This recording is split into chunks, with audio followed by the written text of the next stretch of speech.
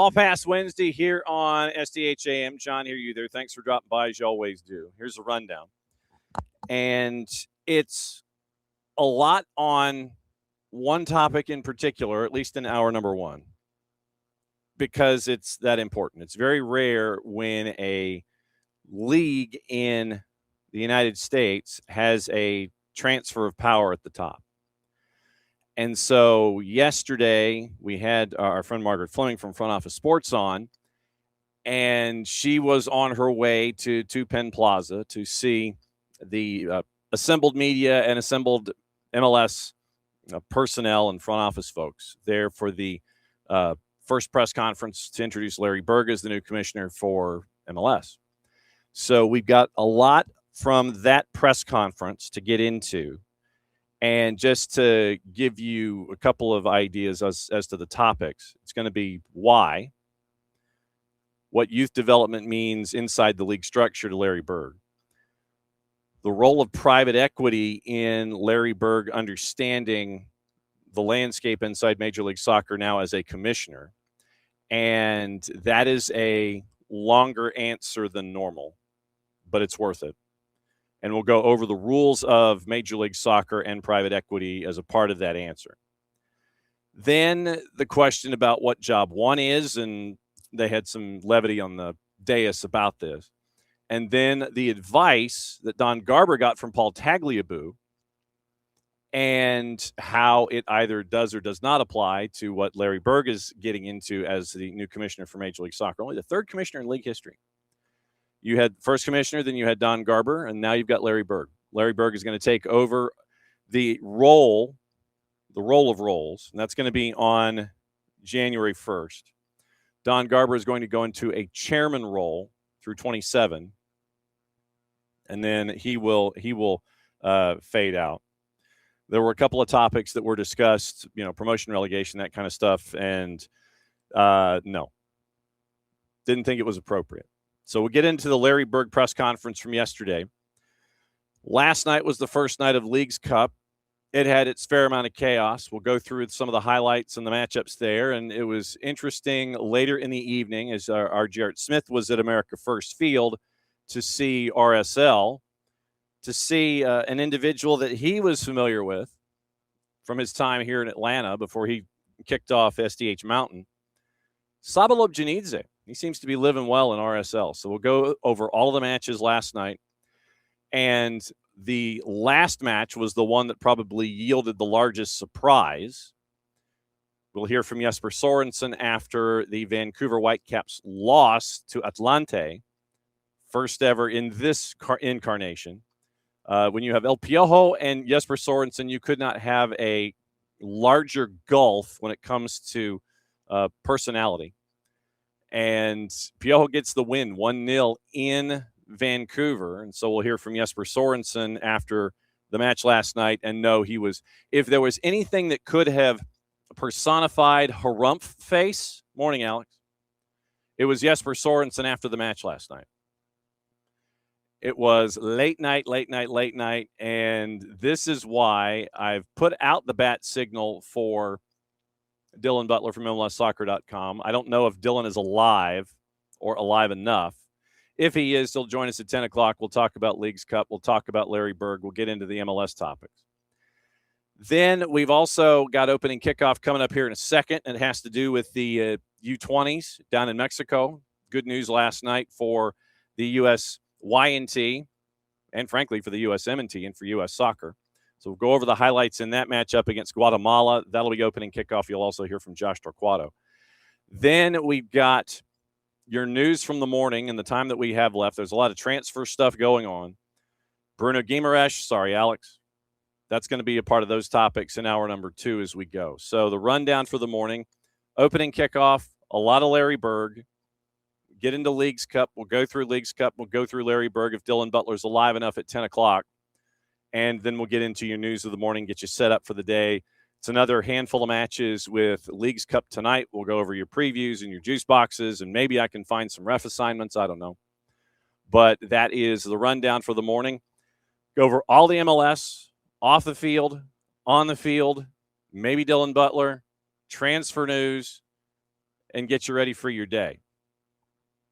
That's your rundown for the morning here on a Wall Pass Wednesday. Once again, anything else is on the table, whatever is on your mind, as it traditionally always is. We do have news out of Major League Soccer, and it is off-the-field stuff, and it has to do with Atlanta United, and it drew a chuckle yesterday, let's put it that way, when the disciplinary committee came up with their additions in the midweek, and they both had to do with Atlanta United. So we'll get into that too. All right, opening kickoff brought to us by our friends at Black Pitch Coffee and blackpitchcoffee.com, starting off your day with the most important stories in the game and the right way to start your morning. Black Pitch Coffee, part of the SDH community, showing up at events all over Atlanta. Try their home blend made with beans from Brazil, Guatemala, heavy-bodied, notes of walnut and semi-sweet chocolate, and a rich world-class finish. Black Pitch Coffee and blackpitchcoffee.com. And I guess I should change the font because I, by no stretch of the imagination, am Jason. We can't do that because Jason had Atlanta Soccer tonight last night. So it was this is what always happens. It's like, I'm like, all right, so bless you. Wow. Somebody sneezed. Wow. That's a big sneeze from the rowdy man. So the resident guardian is up and running this morning. And he's always mad that the way that the lights are structured here, the lights shine onto the bed. And so I have to figure out ways to block the lighting from the lamp so he can go back to sleep. And he just sneezed. So there you go. All right. Opening kickoff, we're going to talk about the YNT and what happened last night in Mexico. And Guatemala had a plan. And their plan was to try and slow things down and make it as start-stoppy as humanly possible and make it as contentious as possible. They certainly did that. And it was even more contentious after the match. They even had a 1-0 lead. But that 1-0 lead lasted the sum total of about 8 minutes. And then the U.S. moved on from there. And I mean that both literally and figuratively. So here's your highlights from what happened last night in the U20s in the quarterfinals. And once again, big night for the U.S. YNT and U.S. Soccer, courtesy of our friends at CONCACAF and FS2. Into the middle it goes, takes a deflection, and they score! The United States level on the stroke of halftime, and it is Brandon Days. Here goes Contreras again, switching back to this right side and beating his man along the end line. His cutback is roofed!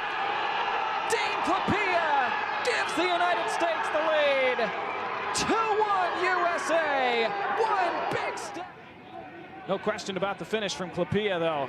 Oh, and it's threaded through, and Torquato's in for the United States. Josh Torquato scores!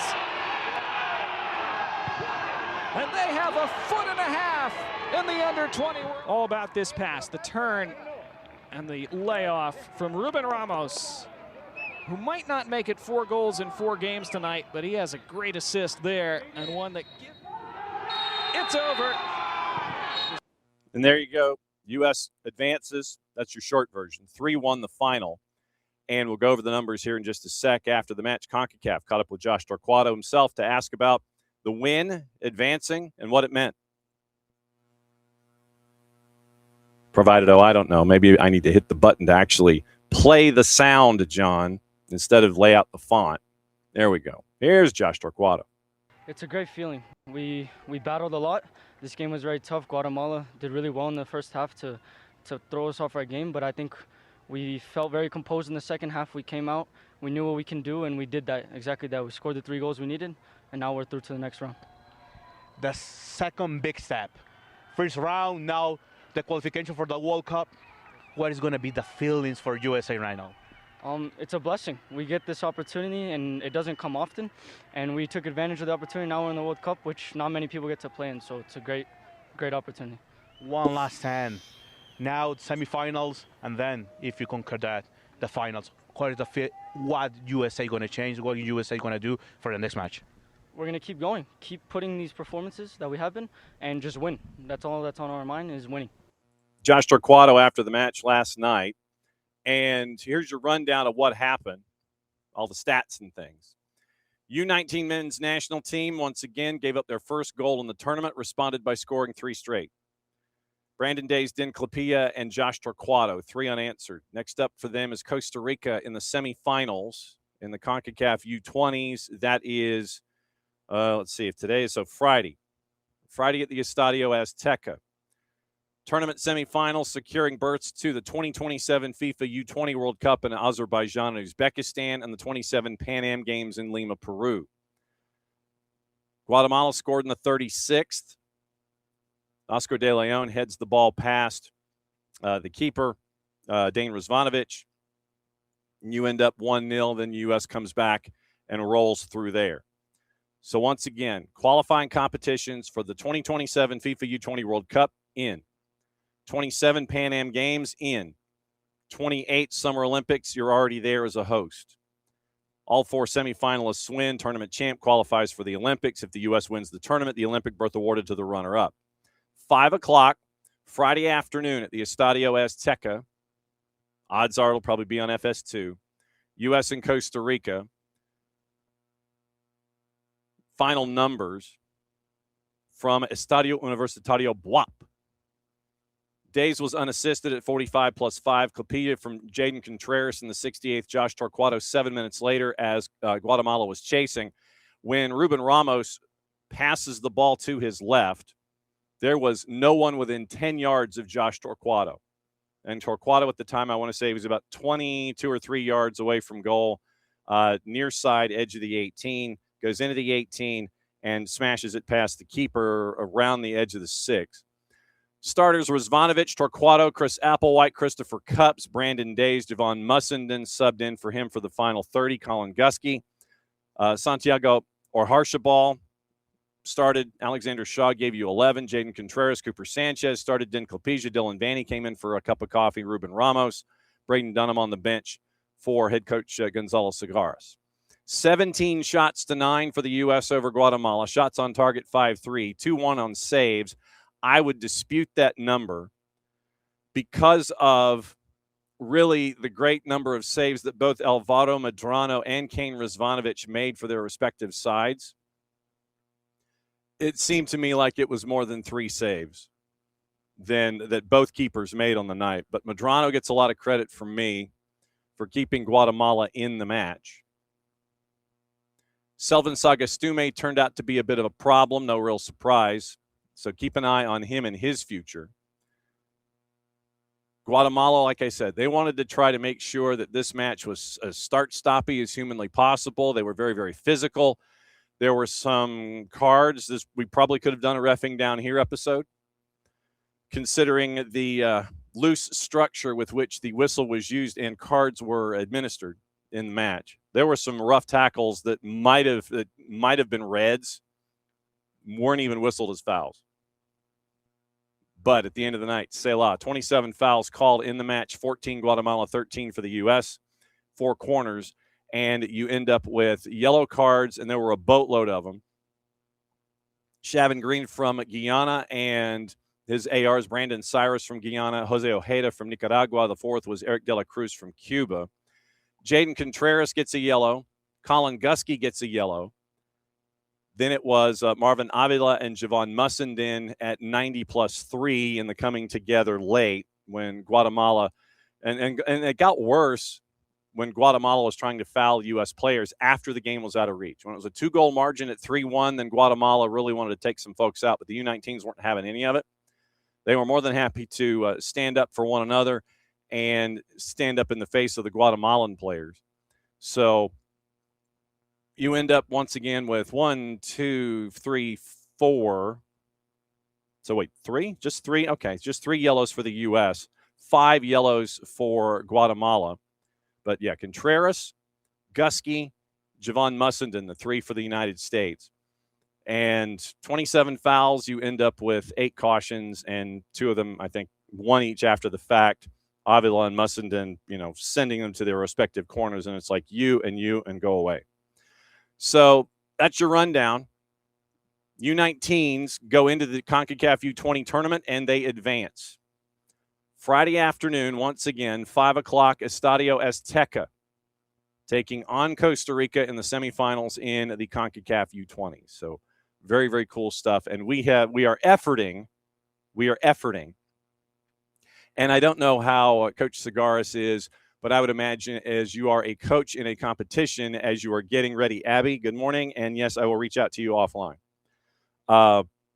When you are getting deeper and deeper and deeper into a competition, you're going to be playing it closer and closer to the vest. We have asked U.S. Soccer to see if we can catch up with Coach Segaris or a player as we get ready for Friday.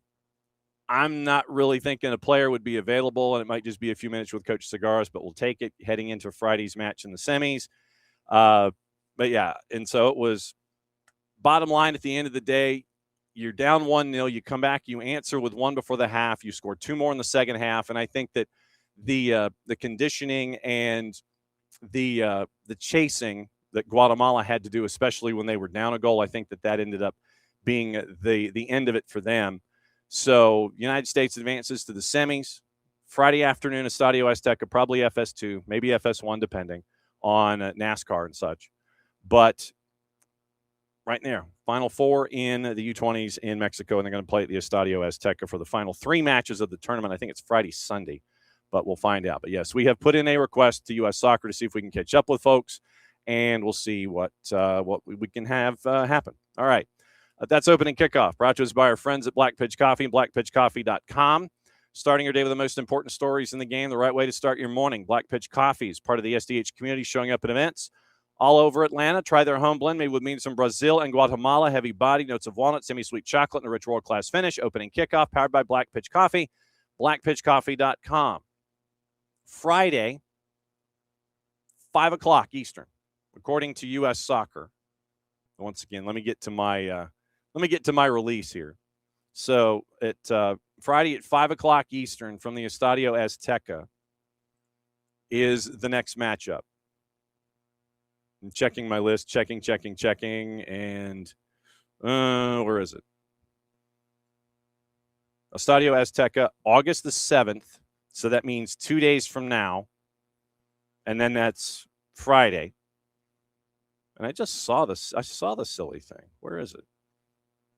I thought it said 5 o'clock on Friday afternoon. I think it's 5 o'clock on Friday afternoons, the semifinals. But Friday afternoon, that much I know. I thought I just saw this. I thought I said 5 o'clock on Friday. No, I know it's Friday, August the 7th. Fine. All right, CONCACAF, you win. All right. Let's see. You're going to give me any officials? All right. So matches, quarterfinals. Okay. So that's you win. And so keep moving. Semis. Yeah. So they're in the first semifinal. 5 o'clock, Friday afternoon, Estadio Azteca. It's 5 o'clock and it's 10 o'clock. So the winners from yesterday are the 5 o'clock, and the winners from today will be the 10 o'clock on Friday. I assume both matches, like I said, both matches should be on FS2. So there you go. All right. So 5 o'clock Friday afternoon, U19s. All right. Yesterday, it was one of those days for really sports in the United States. I'm not going to sit here and say just for Major League Soccer, but for sports, because like I said, it's very, very rare that you have a moment of succession and succession planning when it comes to the major leagues. And I mean that lowercase m, lowercase l, the major leagues here in the United States. So yesterday, it was one of those moments where we're introduced to who will be the new commissioner of Major League Soccer, Larry Berg. And it was at Two Penn Plaza in New York, in their offices. And so bunch of different things to look at here, and we're going to take a deep dive into it. The first question that comes aboard, and you're going to, like I said, you're going to hear a couple of different voices in this. You're going to hear Larry Berg. You're going to hear Don Garber. You're going to hear Jimmy Haslam. And you are also, hang on just a second, you're also going to hear the former, who was the former co-owner of LAFC with Larry Berg, Bennett Rosenthal. He's lead managing owner of LAFC and co-chair of the Succession Committee. Haslam, who is the CEO and chairman of Haslam Sports Group. That's crew, basically, in this context. and Bennett Rosenthal, the top two from the succession committee, were there at the table with Don Garber and Larry Berg. So you're going to hear a combination of those four voices here in this segment. So the first question was, why Larry Berg? And so from the table, courtesy of Major League Soccer, here's our answer. Well, when you go back and look at the process, one thing that came out to all of us on the succession committee was we needed somebody who had a passion for the game. There was nobody who had a bigger passion than Larry. And when we say the word passion, Larry described this role as something he had a calling to do. So when somebody has a calling, that means they're really dedicated and they're really committed to growing it. As Larry's partner, I also saw his vision for the league, his vision for our club, but also his vision for our league and what our league could become. So this is something Larry talks about 24/7. I called it his greatest hits. There was always a view of where the league should go. And so to get a head start and have that knowledge, and have the knowledge of being an owner, have the knowledge of all our stakeholders, and have the passion to execute, puts us in a position, and puts Larry in a position, most importantly, to succeed and get consensus to make those changes. And once again, remember, Berg is going to be taking over as commissioner in January. Don Garber moves to a chairman position, and he will be there for the 2027 year, because you're dealing with the sprint season and then the first year of going fall to spring. Technically, probably late summer to late spring. There were a couple of things that Larry Berg, in his Q&A, revealed as a part of this. He never knew exactly why soccer was a passion, but he's always had a tremendous desire for soccer in this region to elevate, be better, ultimately maybe win a World Cup someday. That'll come up in one of the sound bites. He wants to win more games, Club World Cup. Admits with Don Garber's leadership, they've built MLS to something pretty extraordinary. Thinks there's so much more upside left, and he wants to see that come to fruition. And part of that growth has to do with development on the youth side. And he is a massive proponent of that, to see where what the United States has done on the youth side, what Major League Soccer has done on the youth side, see MLS Next Pro. So the youth development aspect of this, very, very important to Larry Berg. So as Bennett can attest at LAFC, youth development in MLS is very near and dear to my heart. I feel like we have the clay, we've built the foundation, we have, almost every team has an academy, most teams have an MLS Next Pro team. Every year we have more and more emerging stars that are coming through. The U.S. men's national team, about 75% of them have roots in MLS, similar to the Canadian national team. So the good news is we're starting from a really good spot, but I also feel like we can do a lot more. I feel like we can get more players, more minutes at a younger age, play at the highest level to continue to feed the national teams, continue to make this a soccer nation, ultimately win trophies, whether that be Copa or the Olympics or World Cups. So I feel really strongly that that's a place we absolutely need to dig in and focus on, and we owe it to all the young players to do everything we can with their development. And then this is also probably a good time to say that I also feel like U.S. Soccer is doing a lot in this area. I know they're restructuring college soccer, which is terrific, and they're very focused, along with FIFA, on youth development in this country, and I don't think we can do it apart. I think by putting us together, it's going to be a lot more effective, and I get to come in at a time where that's really beginning to take root. So starting from a good place, but a lot more to do. He mentions youth development, and a part of that has to do with the new relationship that KKR, Colbert Kravis Roberts, has with their HSH, Hometown Soccer Holdings. For a minute there, I thought it was homegrown. Hometown Soccer Holdings.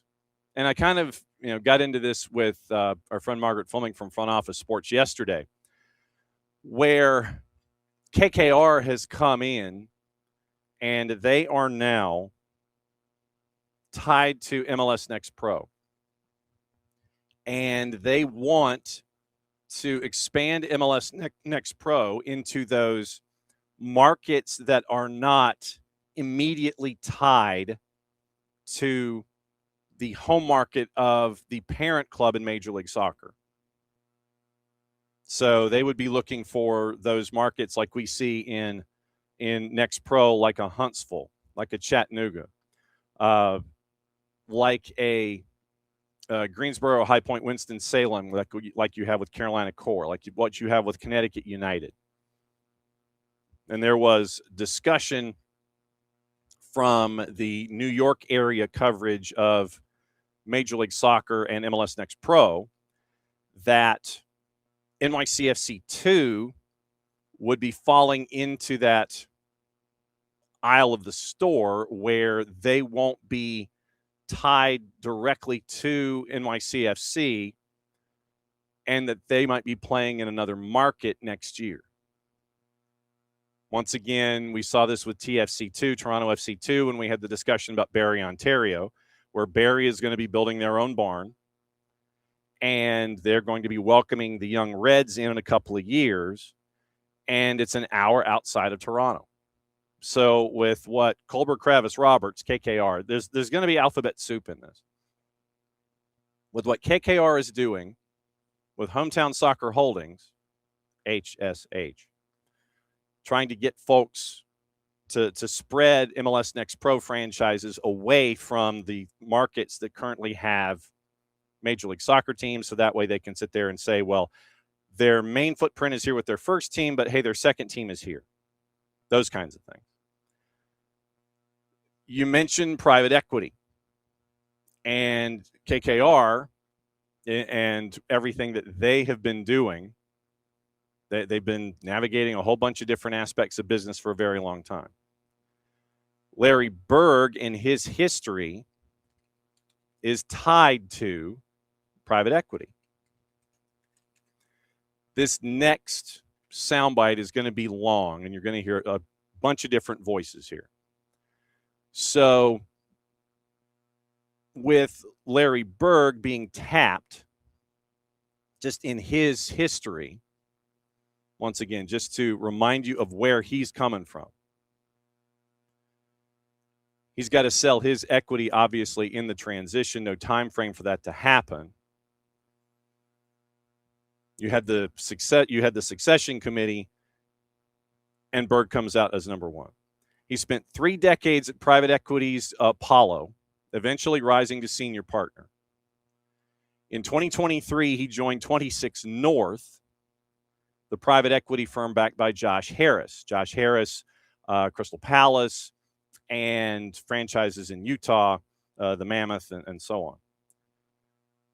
LAFC, when he became a part of that, he and the co-owners, including the man who was the number 2 on the succession committee in Bennett Rosenthal, they built that into one of the more valuable franchises since that's come online since 2018. Berg was 4 years as the team's control person. Then he ceded the reins to Rosenthal in January of 23 as a part of their planned 4-year cycle. But Berg's history is that of private equity. And this is where we kind of take a bit of a dive into private equity for a second. The question was asked of Berg, and you will hear Larry Berg, you will hear Bennett Rosenthal, you will hear Jimmy Haslam. You will hear 3 of the 4 folks at the table. And the question was asked of Berg about his history in private equity and what he thinks he has learned from his time there that can help in moving Major League Soccer forward when his time as commissioner starts in 2027. So you're going to hear a couple of voices. You're going to hear Larry Berg. You're going to hear Bennett Rosenthal, his ex-partner at LAFC, and then you're going to hear Jimmy Haslam. So those are the 3 voices that you'll hear in this. It's a little long, but it's worth your time. And we'll go over the private equity rules in Major League Soccer after this particular soundbite. But, like I said, it's a little long, but it's worth it. I do think there's a lot of characteristics in private equity that do apply to other things, which is not a surprise. It applies to everything. It's about a sense of urgency. It's about rolling up the sleeves, being in the trenches, asking good questions, aligning people toward a common goal. There's a lot of parallels, and I had a lot of experience on many boards, which gives me a lot of experience in governance. And at the end of the day, this is a governance job with 30 owners and a lot of constituents. And so I do think it helps, and I think by virtue of having seen a lot of different businesses and a lot of different industries, you become somewhat of a quick study and learn to, frankly, work with the experts in the room. And the league office has a ton of experts in the room and help work that through. So I personally think it's an advantage. I think it was an advantage at LAFC. I had invested in soccer clubs before, but I had never helped run a soccer club. But I do think those things translated, and I think they'll translate here as well. I might answer a little bit differently and hopefully provide some perspective. Private equity and, quote, regular business comes in, generally takes control of the company, owning more than 50%, installs their own management team, and makes the necessary changes to benefit the shareholders. In sports, private equity is a great source of capital. As the value of these teams has soared, and they have really in all leagues, when somebody comes in to buy a pro sports team or buy a share of a pro sports team, private equity can provide great assistance by providing capital. I think it's important to understand, though, in the sports world, the most they can own is 30%. It varies by leagues. The NFL's only 10. Most leagues are 30, and they have no governance rights. Let me say it again, they have no governance rights. So I think it's important for Larry to understand that. Some people have well, he's a private equity guy. Larry's a very broad-based business person, and I think it's important to understand the role of private equity in sports. I think it's worth mentioning because it was recent. And we recently partnered with KKR on our MLS Next Pro League. I think that institutional capital, as Jimmy said, has entered sports, and we're really happy about that working relationship with KKR. And obviously, having had a 30-plus year experience in private equity, it puts me in a good position to work on specific things like that. I think one other thing, then I'll be quiet, we can go to the next one, Mr. Bennett can say something, is there's lots of partnerships and deals to be made out here. JT and U.S. Soccer, I think we're all convinced we need to work like this together. You know, how do we work with CONCACAF? How do we work with FIFA? How do we work with League MX? And Larry's skill set in making deals, doing transactions, I think will come in really, really helpful there. Yeah, we were fortunate enough to see a lot of people from a lot of different industries, and I think Larry's private equity background and the understanding of the factors of success, meaning people, process, and culture. It's what we built at LAFC. The ability to communicate that skill set, I think, really helped Larry in the process, and it really helped get our partners in the league a lot of confidence that Larry's going to be able to collaborate, take in a lot of data, and make great decisions, which I think is what makes a great private equity investor, which Larry proved he already is at Apollo. He's proven at LAFC that he can bring that skill set, and I'm sure he's going to bring that skill set to the league. Okay, just so we have the rules of engagement here, just so you know, and Jimmy Haslam alluded to it in the middle of this soundbite. For private equity to be engaged in Major League Soccer, they created rules back in 2021 that had restrictions on them, presented the guidelines. Measures covered 4 main areas: specifics for what constitutes a qualified fund, rules around the investments, governance restrictions, and different deal types. Sportico back at the time in 2021. Groups looking to acquire stakes in MLS clubs must have raised at least $500 million US. In addition, the league was seeking diversified backers, meaning a qualified fund cannot have more than 25% owned by a single investor. Sportico adds that no more than 10% of a fund can be invested in one club. Sounds like you could do a lot of 9.9s. and MLS clubs cannot make up more than 25% of a fund overall. So let's go through that again. 2021 rules of engagement. Groups looking to acquire stakes must have raised at least $500 million. And most private equity firms that would be engaged in something like this are three more lines to the left of the decimal. Just add another comma and a full set of zeros. Diversified backers, qualified funds cannot have more than 25% owned by a single investor. So if a fund comes to the table, they want as many different individuals or individual groups attached to it. That one person cannot have any more than 1/4 of a particular fund. No more than 10% of a fund can be invested in one club. Like I said, to me, that sounds like you could have a bunch of nines if you wanted, because if I'm not mistaken, that is what other investors have done overseas when they have tried to accomplish their multi-club model. 9 here, 6 here, what have you, because that also keeps you under review from those particular countries and the business sections of government that look into governance and look into investments. And then MLS clubs cannot make up more than 25% of a fund overall. Most of the times when we're looking at clubs like this, when it is an athletic endeavor, clubs are not that high a number anyway. It is part of a larger portfolio, and just ask Bowley Clear Lake where it is as a part of its structure, as an example, say.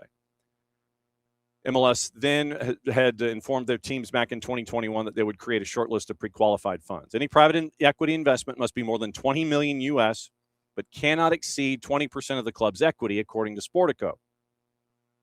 So obviously you look at the value of a club, and if it's Messi and Friends, if it's LAFC, if it's something, if it's one of the clubs in the United States that is worth 10 spots to the left of the decimal, then in theory it could not be more than $200 million in equity or private equity investment. If a club is worth $1 billion in whatever your evaluation is, the private equity investment has to be more than 20 million, but it cannot exceed 20% of the value of the club. So it could be somewhere between, say, if you're $1 billion club, $20 million and $200 million.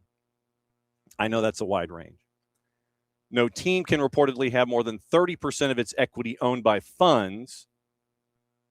So that's why you've got that 20% limit.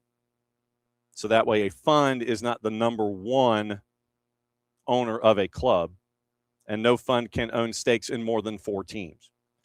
So you could do a bunch of nines, and you can do that up to 4 times, which kind of takes the league back to where it was with a larger percentage when it was starting out, where you had the Hunt family and AEG owning multiple franchises to kind of keep the league afloat. But this is different. If you have a private equity fund, you can do a bunch of 9.9s. You can do that 4 times over, but you can't do it to any more than 4. If an MLS club secured a private equity deal, funds will reportedly not be allowed to have a seat on the board, be a controlling owner, or have voting rights beyond what's required by law. You heard Haslam get into that.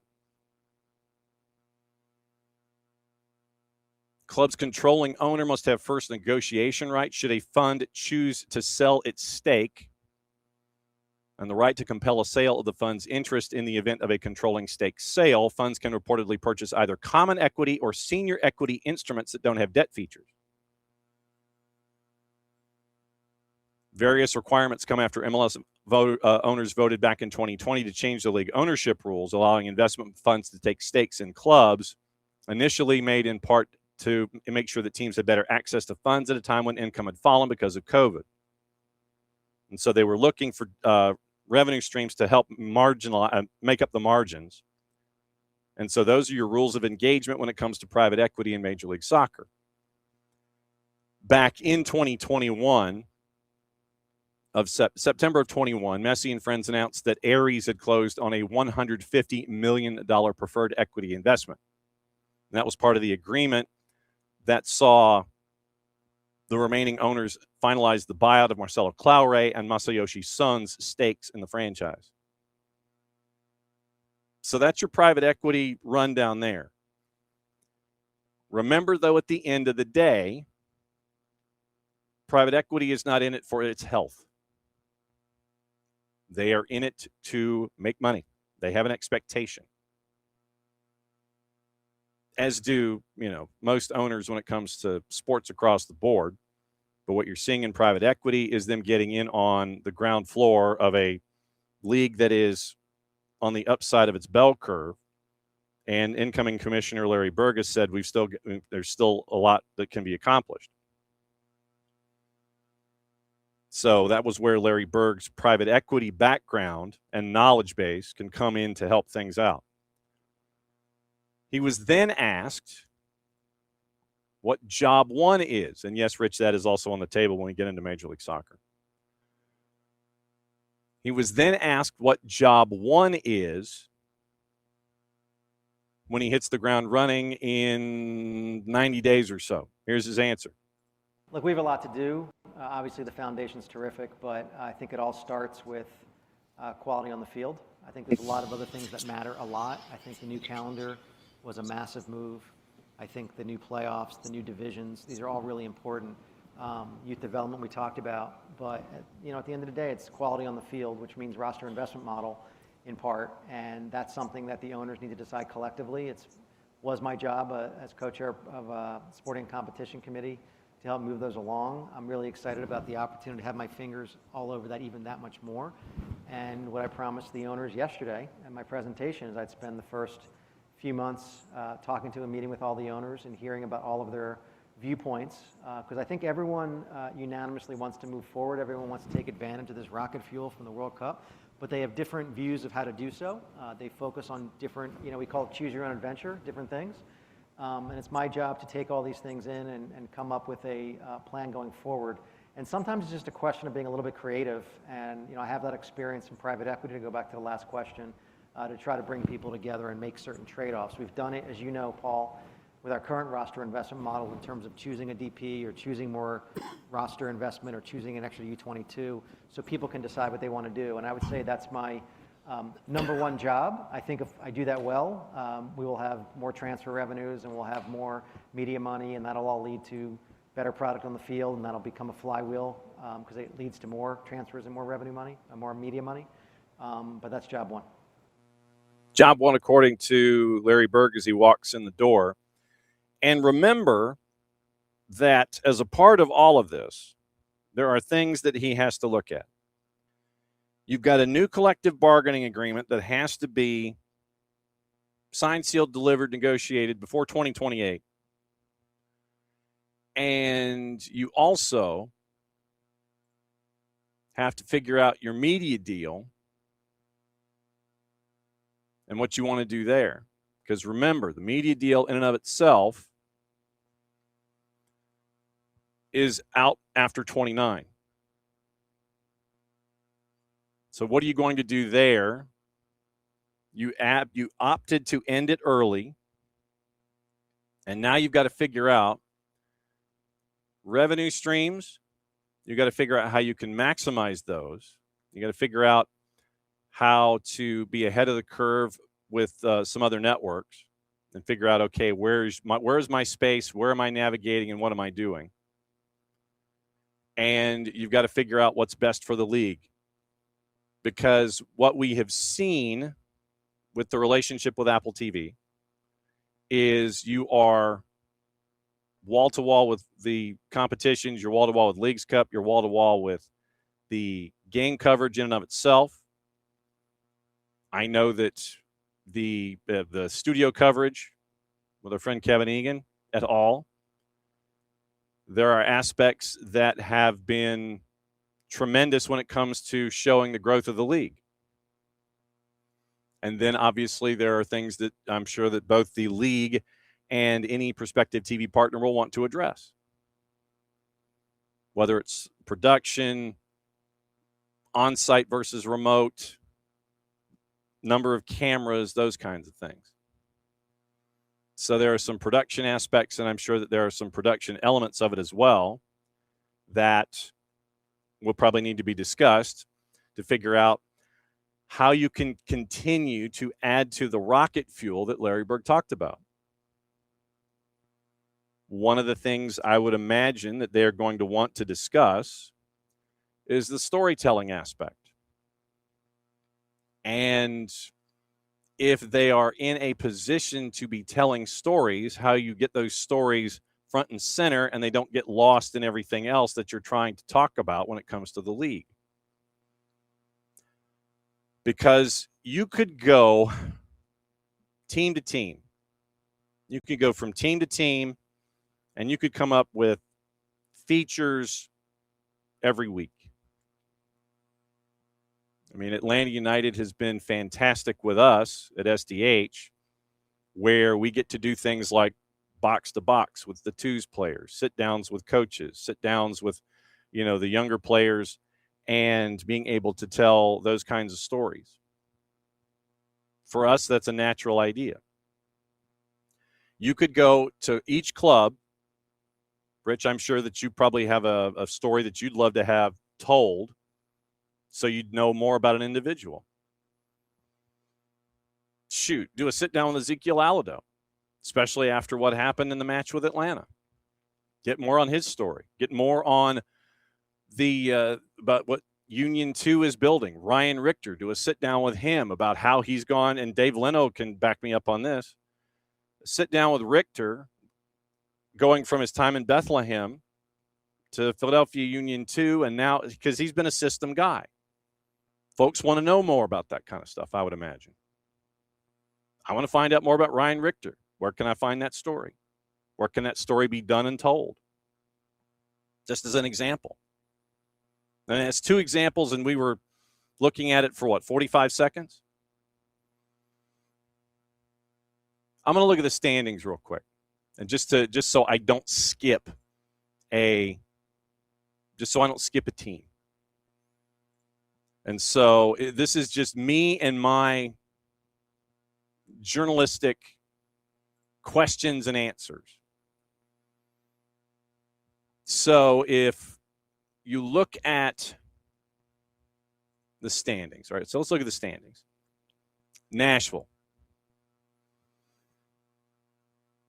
Obviously, for me, the coaches would be slam dunk sit-down interviews. I want to catch up with each of these coaches and find out what makes them tick.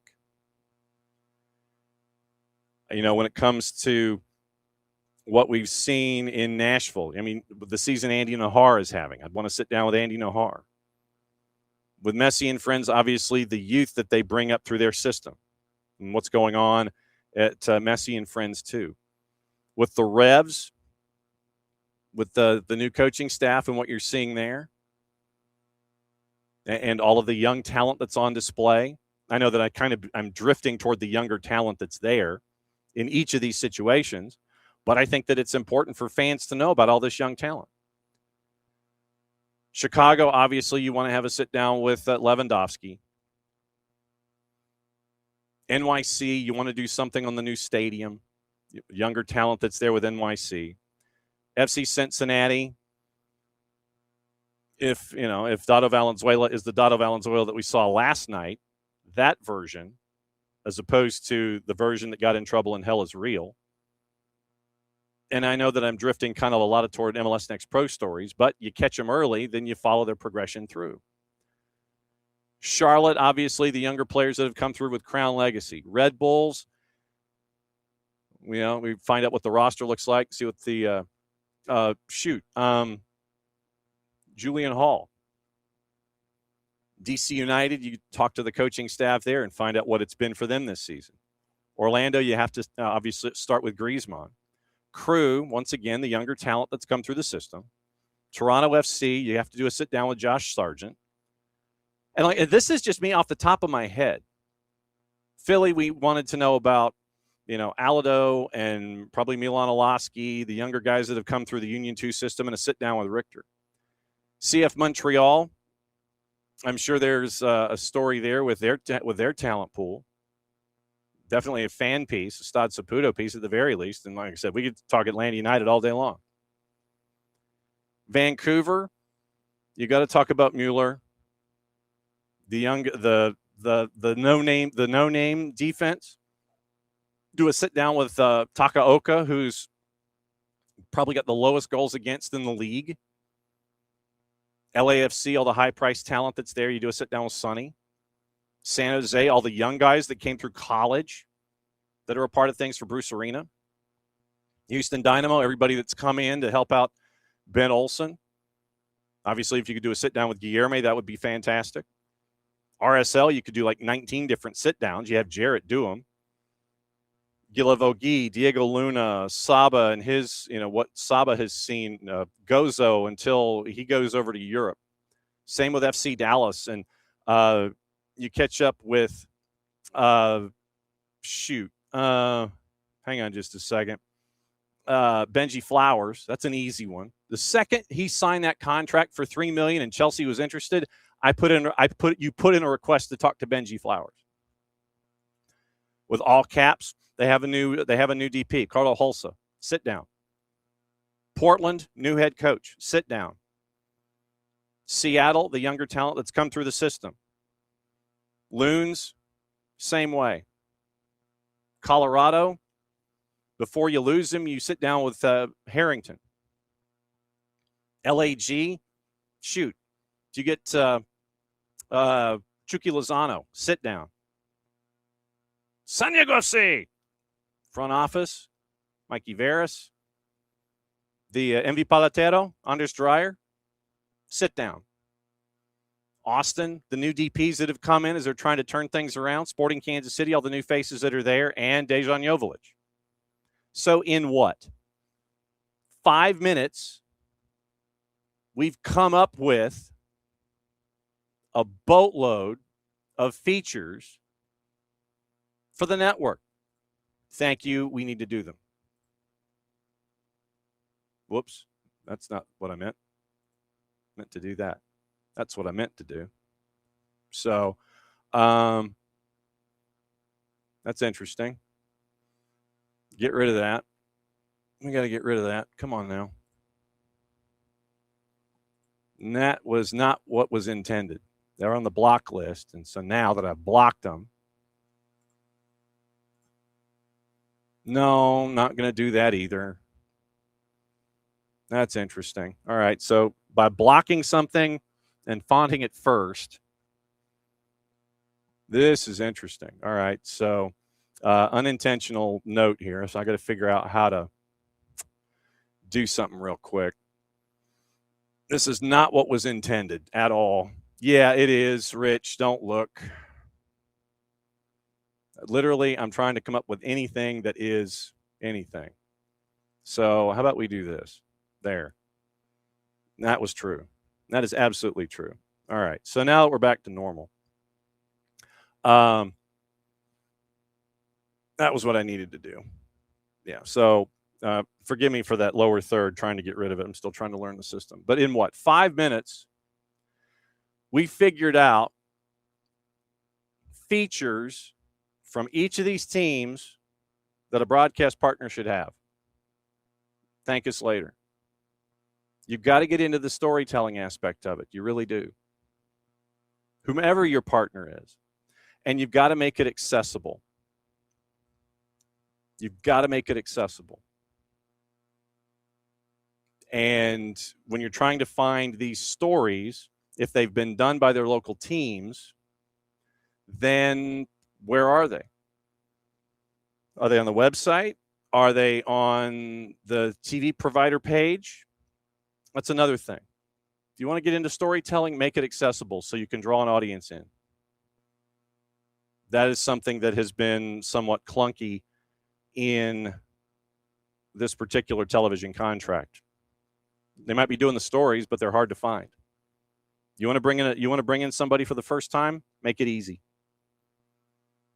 So you got to find your partner. You got to find out how to talk to audiences. You got to get into the storytelling. You got to do all these things. That's what's coming up in a contract in 29. So those are the larger issues that I see anyway coming up in the near future, couple of years. CBA for 28, new TV partner, new broadcast partner, let's phrase it that way, new broadcast partner 29 and beyond. And how do you produce it and storytell and all that kind of stuff. So those are the big things for me as Larry Berg comes in and he is gassed up and ready to go to take over for Don Garber as the new commissioner. So one more thing before Dylan joins us, and Dylan did have the late night in Leagues Cup. He's going to be joining us a little after the top of the hour. Story by Don Garber having to do with what Paul Tagliabue told him when he was going over to discuss things and eventually become MLS commissioner. So story time with Don Garber about having to take a new gig. It was 28 years ago, and I worked at the NFL, and Paul Tagliabue took me into his office and said, why would you leave? Why would anybody that was working in what was then the growing sports industry leave? And obviously, I believed in what MLS could be. And I said, do you have any advice? And Paul was an attorney, and he really didn't have a great sense of humor, so I wasn't expecting something that I would be repeating so many years later. But he said two things then that I thought about for many years, but sitting here today are no longer relevant. The first thing was, you're going to see what life is like without leverage. And in the early years of MLS, we had no leverage. Every day, our staff, our clubs, our players had to earn it, literally just through sweat and blood and being smarter and working harder, because nobody really believed that MLS would be what it's turned out to be. We no longer need to worry about not having leverage because we have one of the best leagues in the world. We've got the best player in the world. I think we've got the best ownership group in the world, and we're going to have a great commissioner who's going to take it from here. The other thing he said, which is no longer true, which I've repeated before, and it is probably something that may be the cover of my book.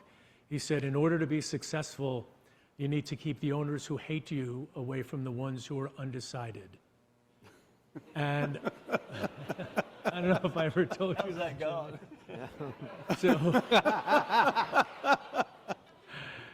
So what I would say today is they are so connected with each other, and they're so connected with our leadership and the rest of our staff.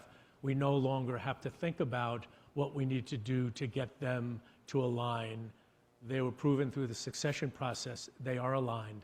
Jimmy said earlier, it brought them all together in ways that probably hasn't happened before. So these are the things that power you when you least expect it. What I have said in bits and pieces to Larry, and we'll spend much more time together, is he and Allison are going to have to change their social life because their Saturday nights will never be the same. So get used to that, Allison, you and Larry, like Betsy and I. But Fridays and Sundays. But Fridays and Sundays you can have. Watch many, many, many games. And I know that you guys have been together for a long time. I've been so fortunate to be with my wife, who's been supportive for 41 years, 28 of those running Major League Soccer. But family is first for both of us, and family still needs to remain first. The second thing is that we in this sport have so many setbacks, but we live for the comebacks. And you're going to have a lot of setbacks, but you have to power through all of that to be this challenger league and challenger brand that we will always be, and I don't think that will ever change. And the last thing I would say is we now can go from strength to strength. We have so much to be proud of, and we have so much excitement and enthusiasm for what's next.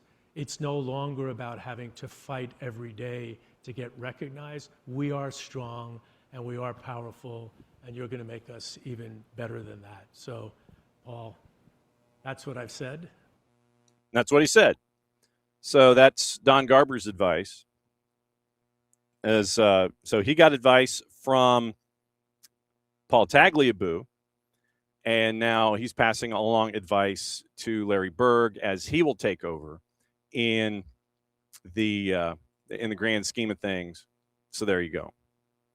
Let's see, is best player, which ownership group is the best ownership group in the world? I don't know. I think, David, what I think he's referring to, considering it as a single entity structure, I think he's referring to the collective. I think that since it's single entity, I think he's looking at it as an entire group. So that's what I think Don is getting into there. He's referring to the group of all of them under a single entity. So everyone rowing the boat in the same direction. I think that's what he's getting into there. But yeah, that's the other question. Since you mentioned that, what happens when Messi retires? Because of, I believe his salary is at 27. I'd have to look it up real quick with the MLSPA. With NIL, it takes him to 60. Ownership stakes, all the ads, all the things. And who's next? Who is next in that? That's what I want to know. If you have the best player in the world and the best ownership group, meaning all 30 is how I'm looking at it. When Lionel Messi retires at the age of 72, who's going to be the new Messi? And Rich is not optimistic. It goes back to the doldrums of being irrelevant. Harumph. I didn't get a harumph out of you. So I want to know. I want to know. I want to know what, and frankly, who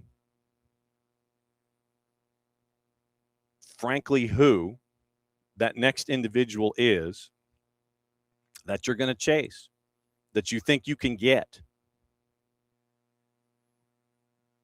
Legitimately, that's what I want to know. I want to know who you think you can get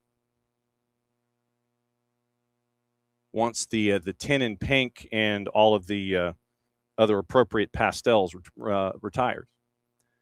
So, just as sleepy as the rest of us, we bring in Dylan Butler. You want to take a hydration break? Yeah, because I haven't had one yet. There you go. So, hydration break brought to us by our friends at local Vine Beer, Wine, and Liquor stores. 2 locations here in the Atlanta area, Johns Creek and Cobb Parkway in Cumberland. And they got a lot of stuff. You go in, you impulse buy. Trust me, can't thank them enough for being great partners when it comes to anything and everything SDH here starting in 2026. We spent the bulk of the first hour going over the Larry Berg press conference from yesterday at 2 Penn Plaza. To be fair, I haven't seen it. That's perfectly fine.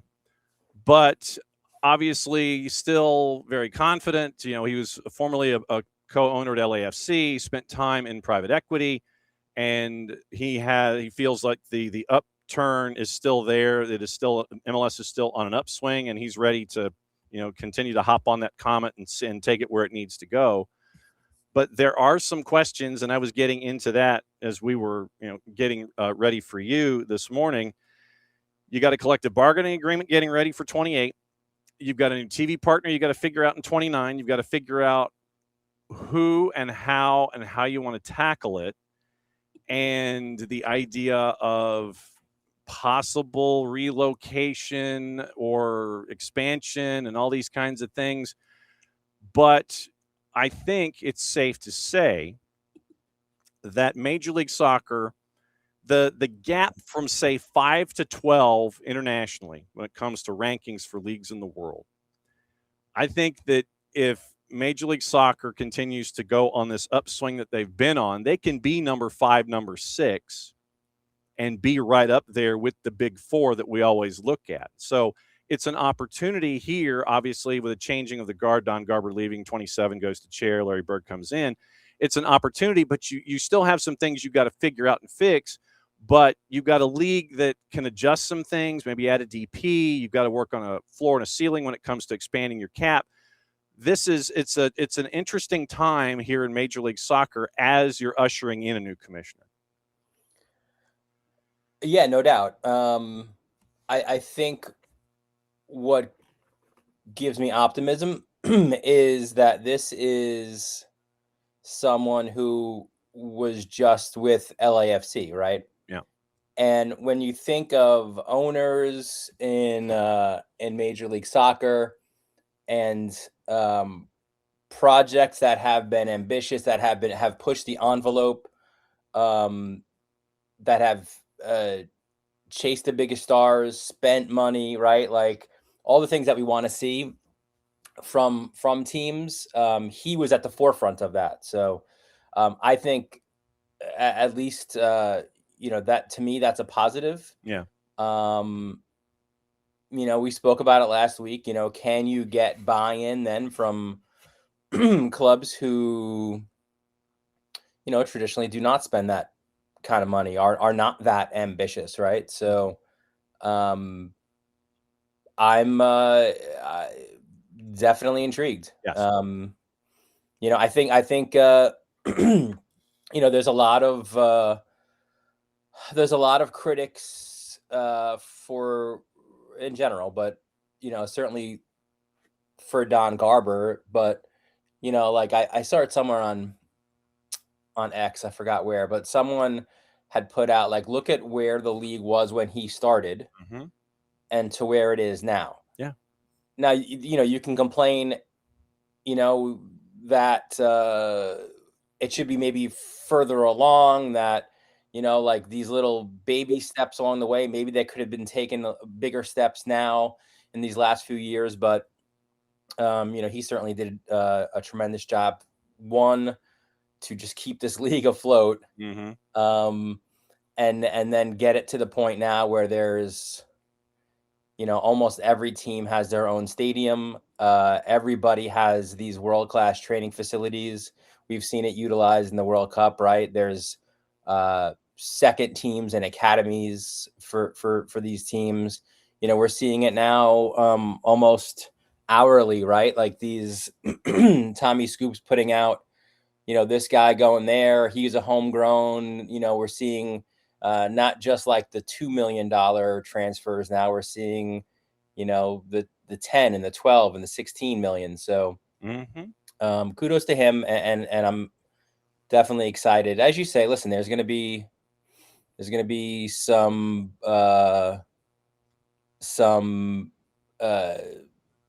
roadblocks or hurdles to get over for the new commissioner. There's no doubt about that. But yeah, I think he's an ambitious person, right? It seems that way, at least. So I think he's going to attack it, going on the front foot. When did we hit the switch on the U.S.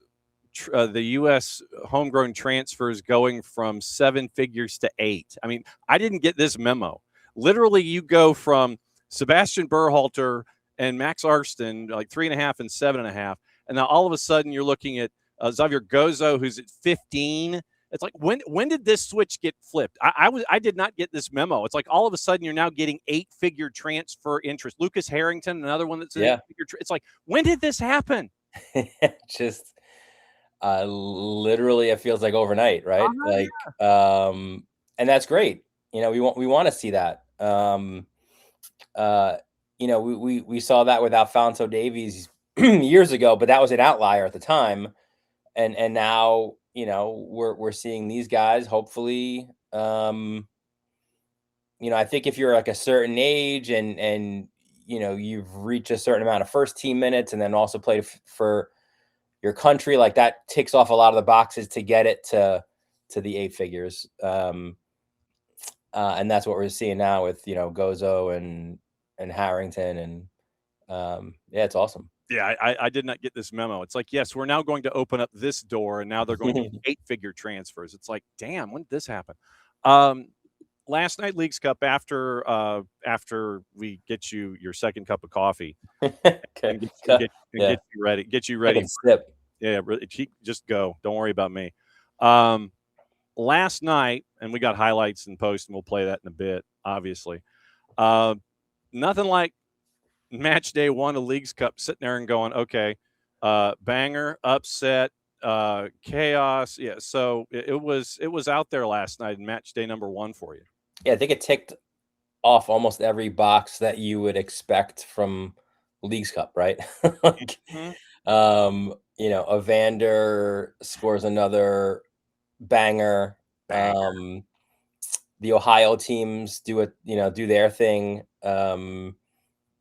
Charlotte does their business kind of just methodically, right? Nothing, you see that game, and I had a couple matches on at the same time. Archie Goodwin, it wasn't like it was their stars doing their thing, which you want to see. And then Tigres RSL, that was a match that you kind of circled like, all right, this is going to be a fun one, and it was, and a PK shootout that was certainly interesting. A lot of pointing in directions. Yeah. Well, but when you have Nahuel Guzman in net, who is he's a half bubble off plum, as they say in the South. And what I mean by that is like, when you have a carpenter, those levels that you used to have when you would figure out if something was flat, right? If it wasn't a flat piece of wood and it was off center a little bit, it would be that bubble the liquid bubble would be right in the middle. It would be off. And so you're like a half bubble off plumb, PLUMB, being flat. And so, if you're a carpenter in the Southeast, they sit there and go, he's a half bubble off plumb. He's not quite right. But he's must see. Oh my God, yes. Absolutely he is. Like, you don't know if he's just going to stand towards the net and just, jump and turn and dive somewhere. Here's the back of my front to start things off. So that was entertaining, and some upsets as well, right? Even upsets on the other side of things, right? You kind of looked at it like, well, this is one that Vancouver should win handily, and they didn't, certainly. So no, and we'll hear from Jesper Sorensen coming up in the second half hour. But if it was going to be anybody that would take just sit there and take an upset in night number 1, it would be El Piojo. Yeah, it would be Miguel Herrera. Can I again lobby for anybody? Please, can we get him into Major League Soccer, please? Please. Could you imagine? So entertaining. Could you imagine him in like Vegas? the head coach of the Vegas franchise. Could you imagine that chaos? I mean, here's a dude who got booted from the sidelines I think it was in CONCACAF Champions Cup, and he's having a discussion with his coaching staff via walkie-talkie in front of the owner's box. If there's any coach or potential MLS coach who would pull the old like Bobby Valentine move with the Mets, like where he gets ejected from the game and he comes back with a mustache. Yeah, that's not me. That would be him. That'd be Piojo without question. But yes, of course. So I think they were team 32, was it? I think they were at the bottom of close to the bottom of the barn when it came to the ranking system, which is ranked on last year, by the way. Everybody looks at it and it's like, what? Yeah, they were ranked 34th because they didn't exist last year. They were Monterrey last year. Right. So they were 9 versus 34, and 34 gets the win. You end up with RSL, who is ranked number 30, taking number 2 Tigres to shootout. So we got to see Guzman, and it goes to sudden death PKs. It goes to the 6th, and Zach Booth hits a post. Everybody was 5 for 5. Juarez at number 23 goes into Minnesota and gets the 2-1 win there. But Evander and banger, it's like literally if you do not use them in the same sentence, something is entirely wrong with what we've seen so far. But that's what I think makes this tournament fun, because you get to see the calmer version. You get to see the non-Hellas real version of Dado Valenzuela. Yes.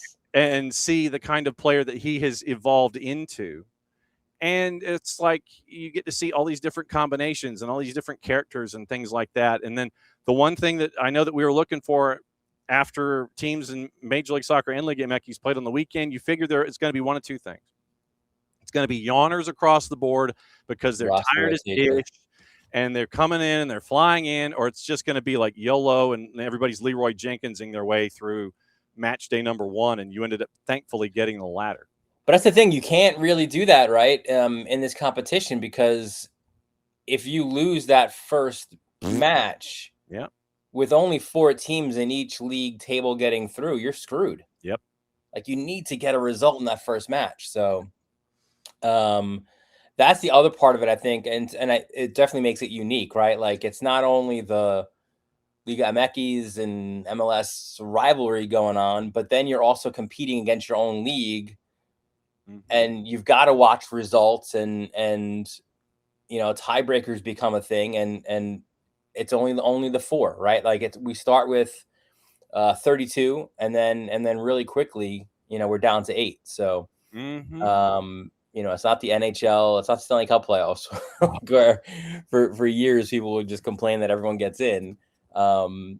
This is like, you've got to earn it to get into the knockouts. Yep. And tonight, are you there from beginning to end again tonight? No. We've done we're all managing minutes. So okay, cool.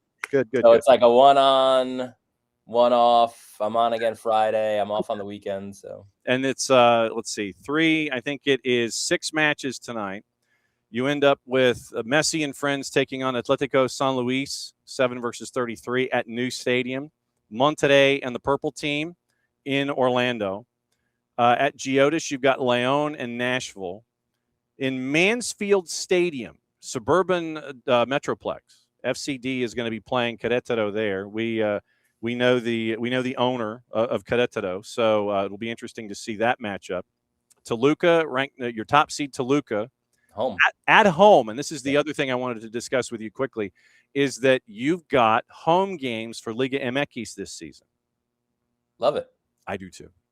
I think I would like to see that increased in if this competition continues in years, in further years, I'd like to see more than just 4 home matches. Yep. And this is a bucket list item for me, because I've been to the Azteca. So that one for me, that one was taken care of. I did that in CONCACAF Champions League. Nice. Estadio Nemesio Diaz, where Toluca is, that to me is a bucket list item, just because of the atmosphere and the energy and what you can experience there at Deportivo Toluca. That one for me, and watch it tonight. It's on Apple, Unimas, and FS1, so it's across the board. That one would be my recommended later night viewing, is that one at Toluca, and LAFC finishes up against Chivas tonight at BMO. So before you collapse, are there any games on the schedule tonight that you're going to watch? Yeah, I mean, I'd like to what you just said, right? Like, I'd like to see that one. Toluca, Seattle. Seattle's interesting. Like, you can almost wonder, is Seattle gonna be the LAG of this year's Leagues Cup? Where it's just looking terrible for you in the league, and now you take a little bit of a break from that, and you can attack this tournament the way that the Galaxy did last year. And listen, LAFC, Chivas, like, that's that the atmosphere is going to be unbelievable. But that is interesting. I didn't know that you went to Azteca for champ. So we both have a foreign road Champions Cup experience. Oh, yours was? I was like OG on this. Okay.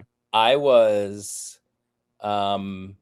clearly the only reporter for this one, but it was Red Bulls and W Connection at Manny Ramjan Stadium in Marabella, Trinidad. Fantastic. Yes. That's fantastic. I feel like Richard Kind all of a sudden. That's fantastic. Oh man, that's a good. See, now that's the kind of stuff that I want to figure out a way to do it at some point. is to go to those completely and totally random stadia that are just kind of off the beaten track and sit there and go, yep, went there. By the way, the get-in tonight at BMO for Chivas and LAFC. 4 bills. No, actually. Supporters section resale, 211. You want to sit in 216 row W. Get in is 227. Okay. So it's not bad. It's not bad. And, you still have some, you still got some work to do. You might not have to pay your car insurance for a month or something, but it's manageable. So you get the day off. What are you doing? I'm not off.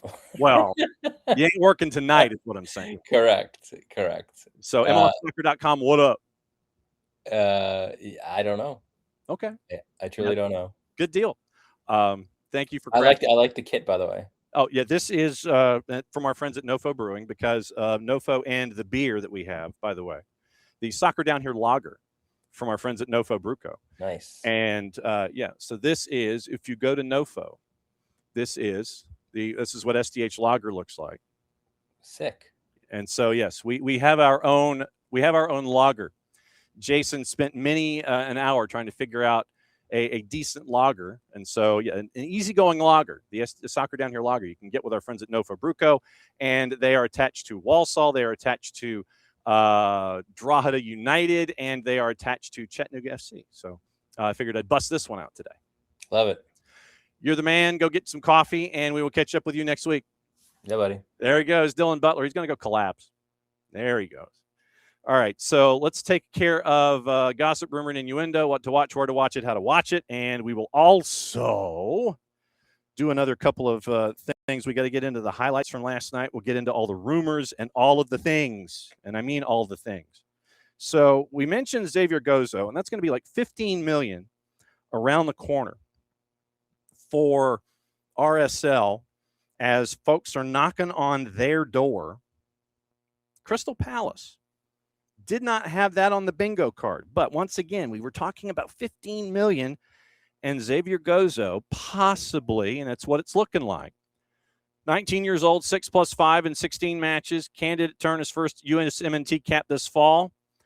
And Villa and Atletico de Madrid also in the mix. Advanced talks with Crystal Palace, so keep an eye on that. Max Arston's move to Middlesbrough is complete at $7.5 million.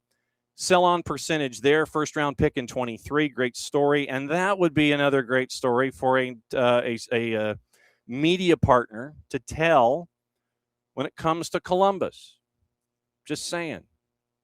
Oh, and we mentioned how things are with the men's national team, the U20s, making their way in the U20 competition, the U19s. Mauricio Pochettino's second cycle, of course, the news came out after we went off the air yesterday. U.S. Soccer confirmed that the September-October window opens against Peru in Orlando September 26th, Chile in St. Louis on September 29. Mexico is going to be in Glendale October the 3rd, Canada in St. Paul at Allianz on October the 6th. Peru in Orlando history on the U.S. side. Americans unbeaten there through 7. It's a fan appreciation match for a group of players who spent the summer building relationships with home crowds at SoFi, Lumen, and Levi's. Chile comes 4 days later to the Pink Park, and that is also going to be where Tim Ream calls home. Rafa Marquez takes over in Mexico, and Villain as a player, how does it show up as a coach? Mauricio Pochettino has yet to beat Mexico in 2 tries, a friendly loss in October 24, and then the Gold Cup final last year. And then you're going to the Snake Pit in Glendale for State Farm, and in that particular venue, it has been very, very kind for the U.S., unbeaten in 3. Canada, once again, Jesse Marsh. That one's going to be in St. Paul. Canada beat the U.S. again last year in the Nations League third-place match, and that set the tone for the rebuild. Everything's going to air on TNT True, HBO Max, Universo, and Peacock. And so Mauricio Pochettino gets his first steps and stages as he's getting ready for round number 2, a full cycle of full cycles when it comes to everything attached to U.S. soccer. All right, so as mentioned, let's get you into the highlights from last night. We'll get you into juice boxes, and maybe we can have some referee assignments. I'm just asking. I'm not asking. I don't think I'm asking for much. I really don't. I don't think I'm asking for much. But for the life of me, I cannot find ref assignments in Leagues Cup. I just can't. I don't know where they are. So what if we did this? Referee assignments, Leagues Cup. Because I'd like to know them. Upcoming referee appointments, assignments, NWSL, MLS assignments, Matchday 17, ref appointments, Dutch referee blog, EFL, Cup appointments, rate the ref, EFL. Come on, people. Seriously? Upcoming referee appointments, worldreferee.com. And the first thing that they have is in August in Spain. It is not anything having to do with what I'd like to see. I don't think I'm asking for much. I really don't. I don't think I'm asking for much. It's like competitions, Leagues Cup. That's all I want. It's like, give me the Leagues Cup competitions. And, seriously. And it's like FIFA World Cup. They go back to the 06 qualifiers. Seriously. I mean, all these things. So Americas, well, referees, competitions, it's nowhere to be found. Seriously. I cannot find these ref assignments, and it's bugging the ish out of me. Because you'd think it was, maybe is it CONCACAF? All right, so if we go to CONCACAF. See, now, and so let's see. Okay, so it's not a club competition. Seriously, you cannot find ref assignments in Leagues Cup. You seriously can't. That's annoying. I'm sorry, but that's annoying. Okay, let's go through the matches from last night. Columbus over Atlas by the score of 3-1. 3-1 last night. Yeah, and Rich mentioning Holland and David mentioning Harry Kane. And like I said, that's a tough question. Who's going to be the face of the league when that gentleman retires in Miami, whenever he retires? So Columbus and Atlas, ranked 17, ranked 32. Scott's Miracle Grove Field, first kick of the night because the other matches weren't kicking off because of rain. Here's what happened early. Chris Whittingham, Lori Lindsay on the call, Apple TV. 30 minutes into this game. Shambo's corner into the heart of that area. Adams was in there, but well won in the air. Still work to do, though, after Capasso wins the initial. Chambeau to the back post, and the header's down for Rubalcaba, and it goes in! Cesar Rubalcaba hasn't started a game in MLS this season, but he gets the opener for the Crew in Leagues Cup.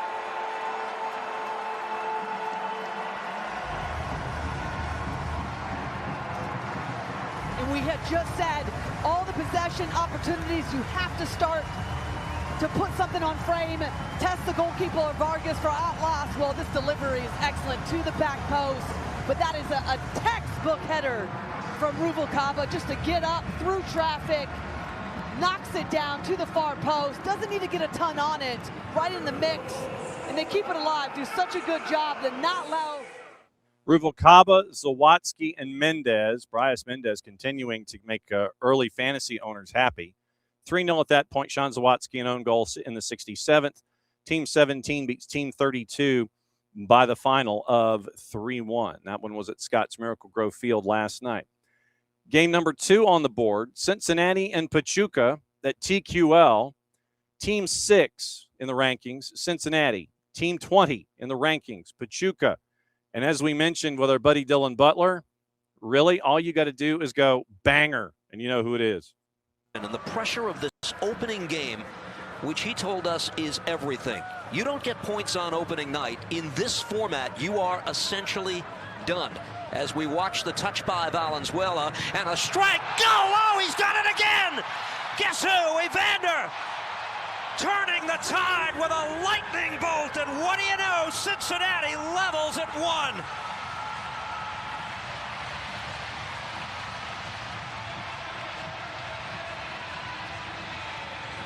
Second time in 4 nights, it's just shot out of a cannon.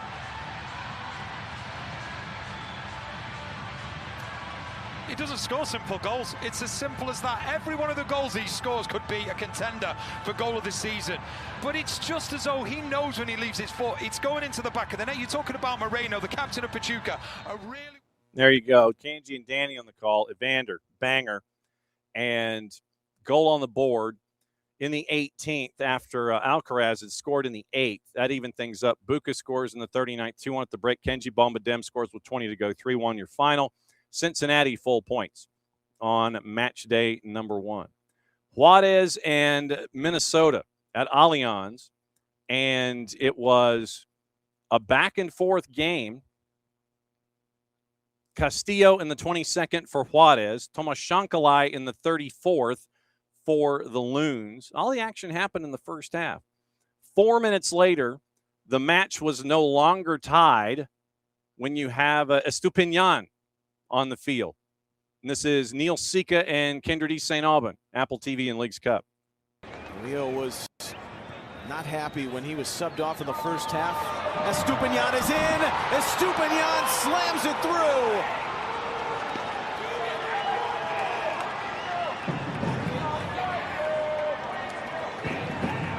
Oh, Oscar has made Minnesota United grouchy.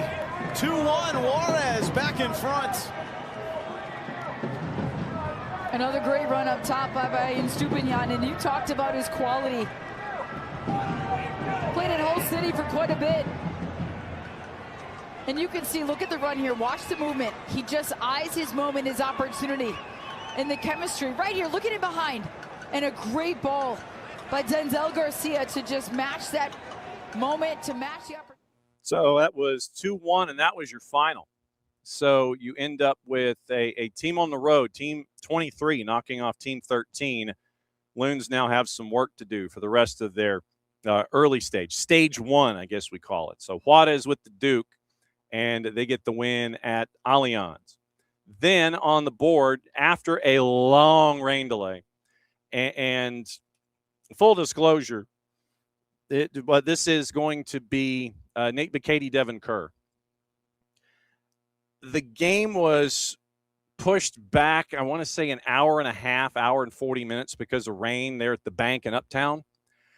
And one of the members of that broadcast team sent me a screen cap of their flight out of Charlotte this morning, heading here to transfer to parts unknown. That meant that they had to be at the airport a little before 5 a.m. for a match that really didn't start in earnest until about 8:45. And that meant that the match itself wasn't over until about 11, which meant you probably left the building close to midnight, which means at that point you probably should have just headed to Douglas and just napped in the concourse and gotten ready to board a plane. And then you'd have had breakfast at Hartsfield-Jackson International Skyport and 5-minute oil change before you head to parts unknown for match number 2. So, and I'm guessing maybe it was South Florida for a match tonight. We'll find out. But Nate McKay, Devin Kerr, late start for them. Team 12 in Charlotte, Team 29 in Pumas, and figured we'd have a little fun and figure out what goal we wanted to focus on in this one. And you can never go wrong with the mayor of Charlotte, Brant Bronico. Once again, Nate McKay, Devin Kerr on Apple TV. High into the air, into the penalty area it goes. Goodwin tries to bring it down, has a shot, it bounces around and into the net. Well, Charlotte put it in a dangerous area, and they get their reward. 27 minutes in, the home side up 1-0.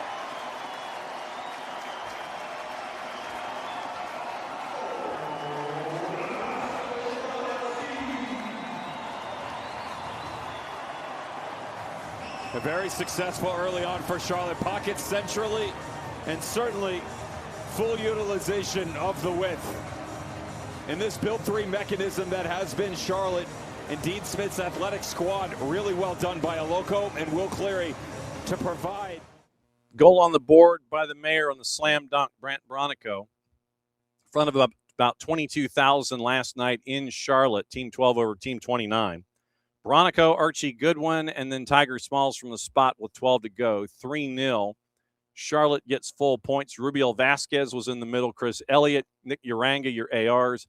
Concha Garcia, your fourth. Jose Carlos Rivero and Shirley Pareo upstairs. So that was how it looked last night in that one that started late, finished late. Tigres and RSL. Jarrett was on hand for this one at America First. Tigres ranked number 2. RSL ranked number 30. And like I said, when we had Dylan on, it was dealing with Nahuel Guzman and his shenanigans, one of the true characters of the sport here in this hemisphere. And it was a bit of a back and forth. Brunetta scores in the 6th, and then you had a really cool moment happen 10 minutes later for RSL.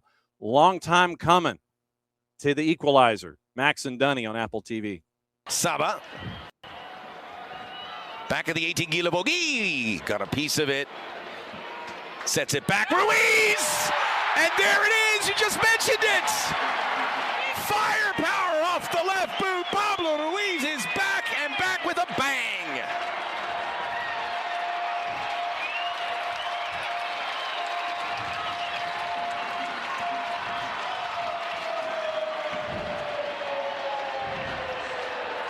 Well, you can see the emotion on this man's face, Max.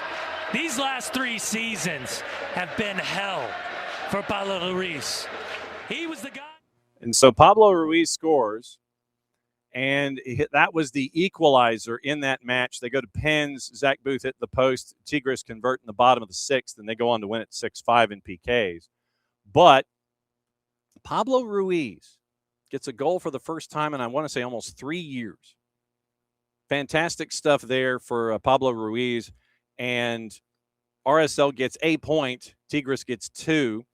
And you heard early in the highlight package, Sabalob Janidze, 76 minutes, 11 of 18 passing, including one of the cutbacks that set up the goal. Created 3 chances, had 1 big chance created, had a block and a defensive contribution, 34 touches, 5 touches inside the 18. 1 successful dribble, accurate cross, accurate long ball, 5 corners, and he had 1 pick and 2 recoveries and also won a duel last night. So Saba looks like he is having a good time in RSL in front of our Jarrett Smith. And so if you have yet to follow Jarrett on the social medias, I would recommend that you do so at Jarrett_Smith. Pretty much anything going on inside America First or in Harriman at Zions Bank Stadium involving the Monarchs and the Royals, he's there. So Jarrett saw this one last night. He was there for the full breakdown. Team 2 gets the extra point, knocking off RSL at Team 30 by the final of 1-1 after 96-5 in PKs. Then, late night, as we mentioned, Team 34, Atlante, because they didn't exist last year, they got to take on Vancouver, Team 9. And this one did not go a direction that was anticipated. It was a goal early on for the visitors, and they would get the Duke in this one. Once again, Apple TV, and on that surface, it was, like I said, Atlante gets the goal, and they would eventually get the win at BC Place. Dangerously in front, popped up in the air by Ocampo. Now a chance for Julio, off the post and in. Johan Julio puts Atlante on the board in Leagues Cup, and it's 1-0 for the visitors. That is a fantastic individual effort from Johan Julio. Able to bring it down from the sky, keep control, turn on it, and fire. Snaps it off the post. Bomer at full stretch. Blake Price and Paul Dolan on the call north of the border. And then, obviously, as Team 34 And Piojo, I said, could you imagine Piojo in Vegas? Piojo in Vegas, that might be worth something. But Piojo in charge with Atlante. And so then after the match, Jesper Sorensen was asked about what went down, and obviously he wasn't happy about it. Yeah, the first half was there was not many chances. We tried to see if we can get some openings. We had difficulties with that. We knew that they would play direct and go for the counter. We didn't give much away. They had a big chance, and then they took it was a great strike from them on the goal, and we overcommitted, but he turned and did well. And then in the second half, I think that we pushed a little bit more, and the game got more open. Of course, we had to chase and had some created the opportunities we needed, but we also gave some big opportunities away. So it was we had to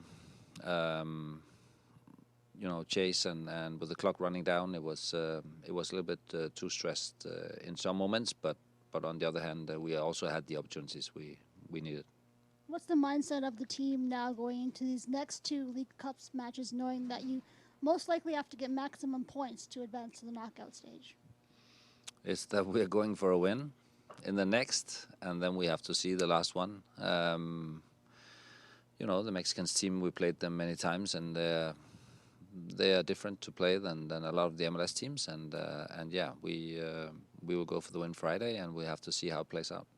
So that is Jesper Sorensen, and he knows that that his back is against the wall if they're going to try to make it into the knockouts. So we will see what it looks like there with those two. Now let's get you into tonight, and we got a lot of stuff to get into with tonight. And once again, we still don't have any ref assignments, so I have no earthly idea who's going to be in the middle for these until we actually see who it is. Not posted. So let's run down what we got, and we'll give you juice boxes and everything that's attached to the matchups tonight. And we will, like I said, we'll lay it all out for you and get you ready for the rest of the day, plus all of the gossip, rumor, and innuendo that we have going on in and around the planet. Now, 7:30, which means basically 7:40, and that is once again on Apple TV. And this one, Miami team number 7 up against Atletico San Luis at New Stadium, 7 versus 33 in the rankings. And if you're even remotely interested in trying to get in the door at New tonight, what you need to know. Oh, wow. Actually, that's not bad. If you want to get in the door, go. Section 235, get-in price, $31 tonight. That's high end zone at New, but nevertheless, it's a get-in. $31 get-in, then you go into 33 and 35 and so on and so forth. But, yeah, get-in price, Section 235, it is $31. So if you're interested, go. Obviously, no real surprise in the juice boxes. Messi and friends of mine is $278. Atletico de San Luis is a plus 550, and your draw is a plus 475. 740, Monterrey and the purple team. Monterrey is a plus 140. Purple team a plus 163, and your draw is a plus 275. 840 Eastern, Nashville hosting Club Leon at a minus 118. Draws a plus 270. Leon a plus 300. FCD a minus 116. Draws a plus 290. Querétaro is a plus 270.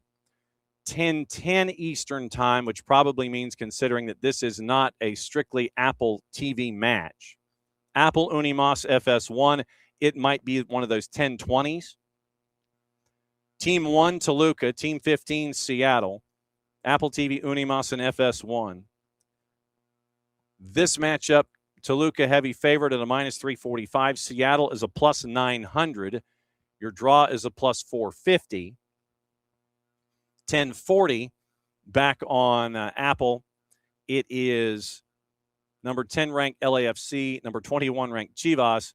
That one is at 1040 Eastern time.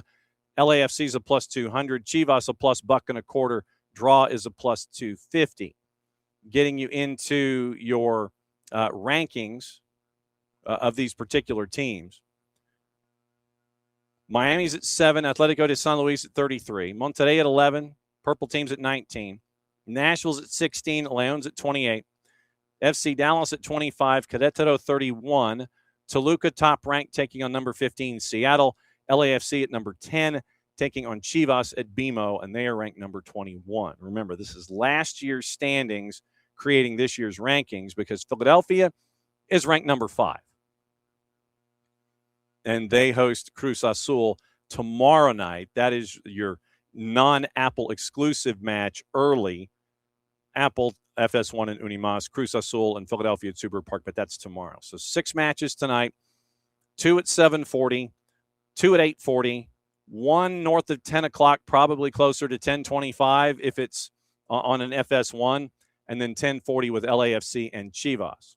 So to let you know about how things could go tonight for Messi and friends. No Luis Suarez because of the 6-match suspension because of what happened in the matchup against Seattle last year. No Reguilon out with a hamstring. No Berterame out with the head injury he suffered in the last match. No Gonzalo Lujan. No Maxi Falcone. No Tadeo Allende. So 6 of those not in.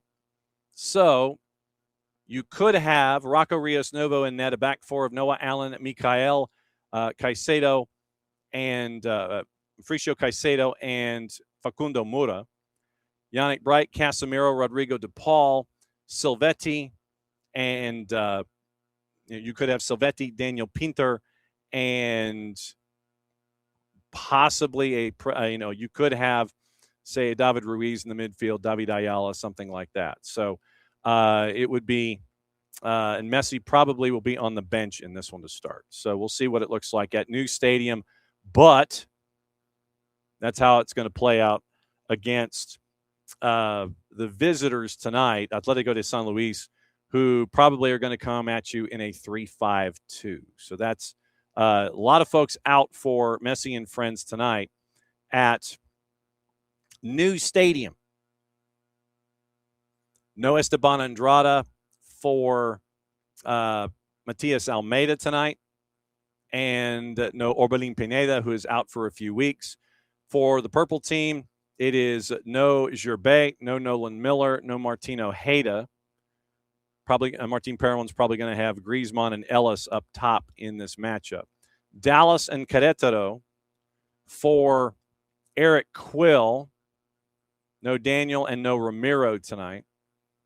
So his choices will be interesting in his 3-5-2. And Peter Musa and Logan Farrington up top in his attack. Nashville and Leon once again at 8:40 for BJ Callahan, Alex Muil, Christian Espinosa, Patrick Yazbek. No activity from them tonight. And obviously you're probably going to have Schwacke in net because Joe Willis is still trying to recover from injury. Toluca and Seattle. Seattle is dinged up. Areola, Saylor, Yamar, Jordan Morris, Christian Roldan, Nikola Petkovic obviously out for the year, and then Pedro de la Vega. So what does this lineup look like? Obviously, we'll get to talk to Nico Moreno about it tomorrow. Obviously, Andrew Thomas in net. Back 4 is probably Nuhu, Stuart Hawkins, Kim Key, and Paul Areola perhaps. Peter Kingston and Snyder Brunel, Rothrock, Rusnak, Jesus Ferreira, and Osaze de Rosario. So keep an eye on those tonight and how it looks. Do you get KKR at the back? Maybe.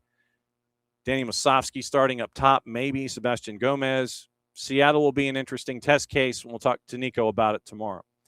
LAFC and Chivas for Mark Dos Santos, Sergio Palencia, out. Obviously, Igor Jesus out for a while. No Santi Sandoval for the visitors, and Gabriel Milito for Chivas. So that's your rundown of what to keep an eye on, what to watch for, what to watch, who to watch it, and how to watch it, at least from a Leagues Cup perspective.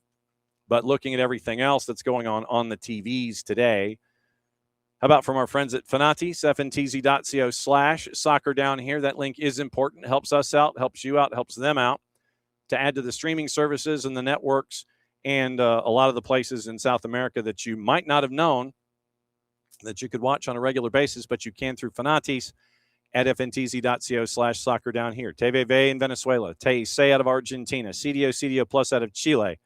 It is Liga 1 Max Pro out of Peru. Ties to Tigo Sports, a lot of the A and B divisions, ties to CATV. With TIC, you get the Copa Argentina. You got Libertadores and Sudamericana kicking back in. So you got that as well. You get all the BNs, which means you get WAFCON, which is going on right now. You get all of the African continent tournaments, whether it is a U tournament chasing after World Cup berths, regardless of age group. You get the Champions League. You get AFCON. You got WAFCON going on right now. In the league play in Europe, in addition to Middle East and North Africa, you get the French League, the Turkish League, and the Polish League from BNs. Now, CBS Sports Network, they have a friendly at 2:30. It is Arsenal and Real Betis. League 1 at 7 o'clock, Richmond Kickers and the Cosmos. FS1, we mentioned, has Toluca and Sounders tonight. Being simulcast on TUDN and Unimas. Leagues Cup, all 6 matches on Apple TV. On the Plus tonight, USL Championship, FC Tulsa, Sacramento at 8:30, El Paso, Monterey Bay at 9, League 1 at 7:30. It is Naples hosting AV Alta. Paramount Plus has the Caribbean Cup at 8 with Cibao and Cavalier. Central American Cup, 8 o'clock, UMECIT and Olympia at 8. 10 o'clock, Alianza, Herediano, Saprissa, and Alianza. 10 o'clock on CBS Sports Network. The NWSL, it is Denver and the North Carolina Courage. So that is your what to watch, where to watch it, how to watch it, brought to us by our friends at Fanatis and fntz.co/soccer down here. Now, let's take a peek at the gossip, rumor, and innuendo. What's going on, who's going what and where, and what it's going to look like. So, transfer talk from early this morning. We can update it by catching up with our friends Ben Jacobs and Tom Bogert. Trending rumors. Folarin Balogun has been offered to Spurs, according to the 3-letter paper. Seen as an attractive option. Contract has yet to be made with the Ligue 1 club regarding a move. Victor Osimhen from Galatasaray is reportedly one of the names being considered despite the €80 million valuation on the transfer. Spurs also discussed a move for Chelsea's Nicholas Jackson, who could be available on loan. Liverpool are interested in PSG winger Ibrahim Mbaye, according to RMC Sport. They stepped up in their pursuit and are among multiple teams, including Leverkusen, to have made recent inquiries about signing the 18-year-old. PSG willing to offload him for around €50 million. We'll offload him, $50 million. Mbaye is believed to be keen on a switch to Anfield.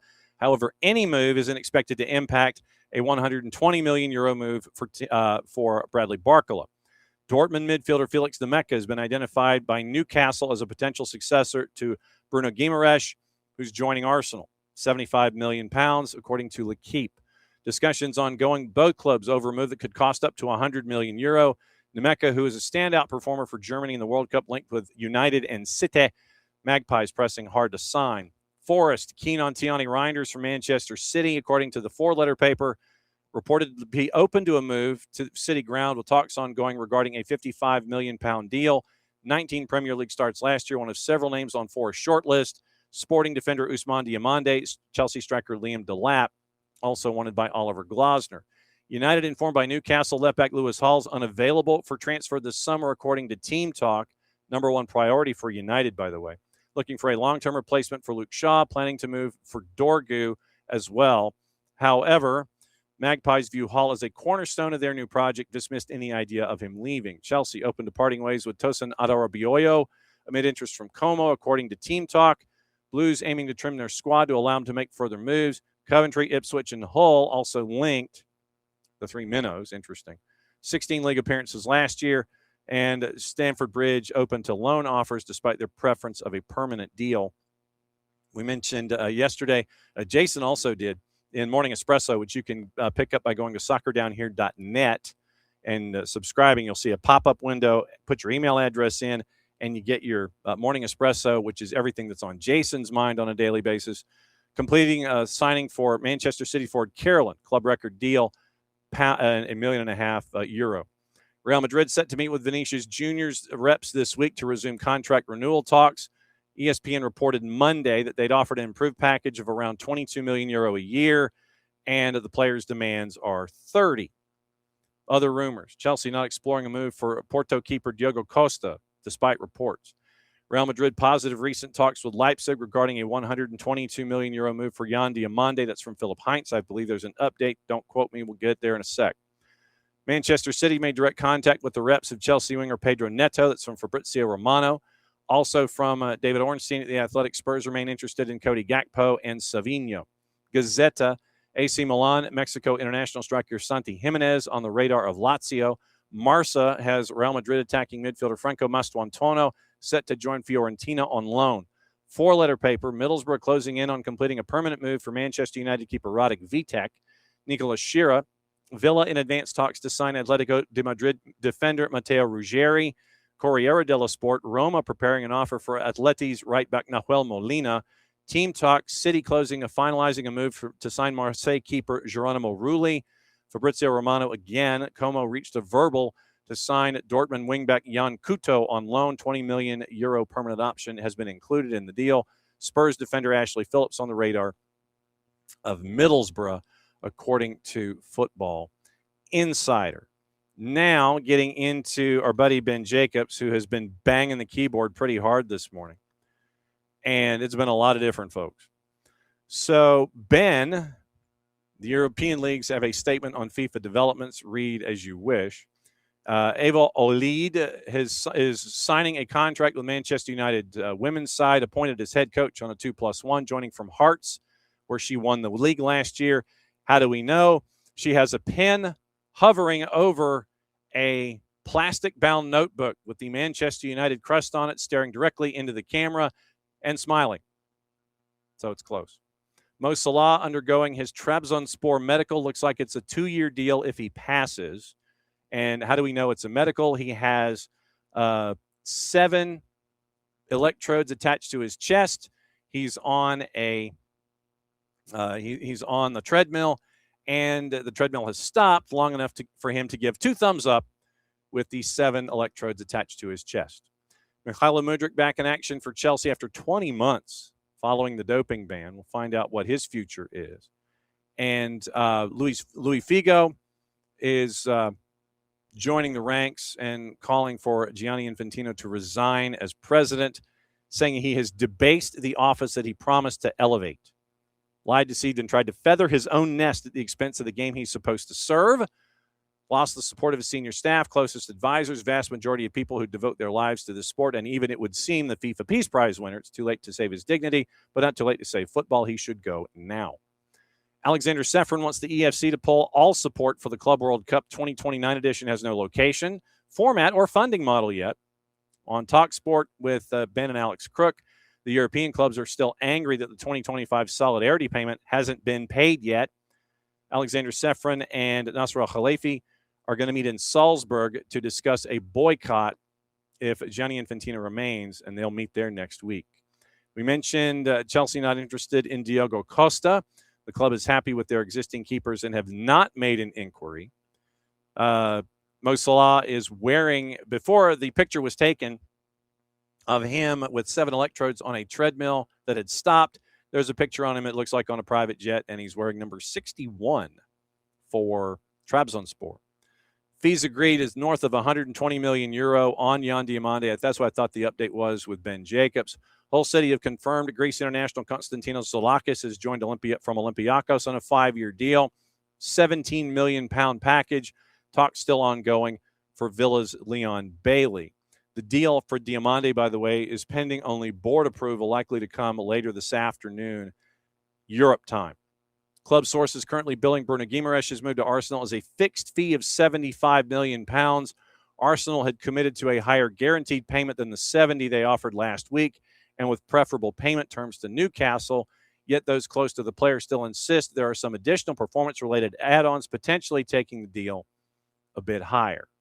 So that's the latest there on Guimaraes. He's expected to sign a 4-year deal, and the possibility of it being a 4+1. Alte Bayindir set to join Celta de Vigo on loan, £3.5 million pound buy option, full wage coverage along with performance-related bonuses. United also retain a high sell-on percentage if the move becomes permanent. The Radek Vitek transaction, permission to formalize £14 million, and United retain a 35% sell-on and a buyback option. And so that's the latest with that. Pep Chavarria signed with Chelsea, €19 million plus add-ons being finalized. The agreement is close, according to Ben in the overnight. Fulham working on a deal to sign Shea Charles. Fulham and Crystal Palace once again had entered the race. Fulham are in an exclusive window revealed on TalkSport. Not done yet. Talks are advancing, and that should cover things overseas. So let's see what Tom Bogert has going on this morning, because Tommy Scoops has been busy with everything going forward. And we mentioned the Xavier Gozo deal, likely in the $15 million range. And Xavier Gozo has made it clear that he wants to go to Europe. So keep an eye there on that. And let's see, I think that is the only one that is attached to that. The latest on Romelu Lukaku, by the way, he did not attend practice this morning. According to Fabrizio Romano, did not show up for Napoli's preseason camp as he's expected to leave this month. Romano said, and this is as of 5 o'clock Eastern time this morning, Atlanta United want to bring Lukaku to MLS, also assessing more options ahead of a summer move. So official agreement is for extra days off to join in the upcoming days. Agent working for the best solution on the market right now involving Lukaku. So right now it's cool that he's not there. Those days, however, are running out. And right now, it is looking like it could be, well, Atlanta United and others chasing after Romelu Lukaku, and everyone is circling back to the Fabrizio Romano report about Atlanta United. So keep an eye on that. So keep an eye on Sasha Tavolieri, keep an eye on Fabrizio Romano, and if you want to do it, you can just do like a Romelu Lukaku search on the social medias if you're looking to figure out what the latest is there when it comes to everything involving possible moves for Atlanta United and a possible future location for Romelu Lukaku. Let me see if there's anything else that I might have missed that's on the sheet this morning. Oh, yeah, that. I got to talk about that, and also something involving the NWSL. And for the NWSL, it will be interesting to see what happens with the NWSL, considering they're going to be moving their start time in 2027. They're going to move it up, and it's going to apparently be on Super Bowl weekend. February 11th, 2027, more than a month earlier than any previous opening day. Angel City at BMO, 3 days and 7 miles from Super Bowl 61 at SoFi. NWSL VP of Strategy Carlin Hudson said the league wanted to be a part of the conversation during Super Bowl week rather than compete against it.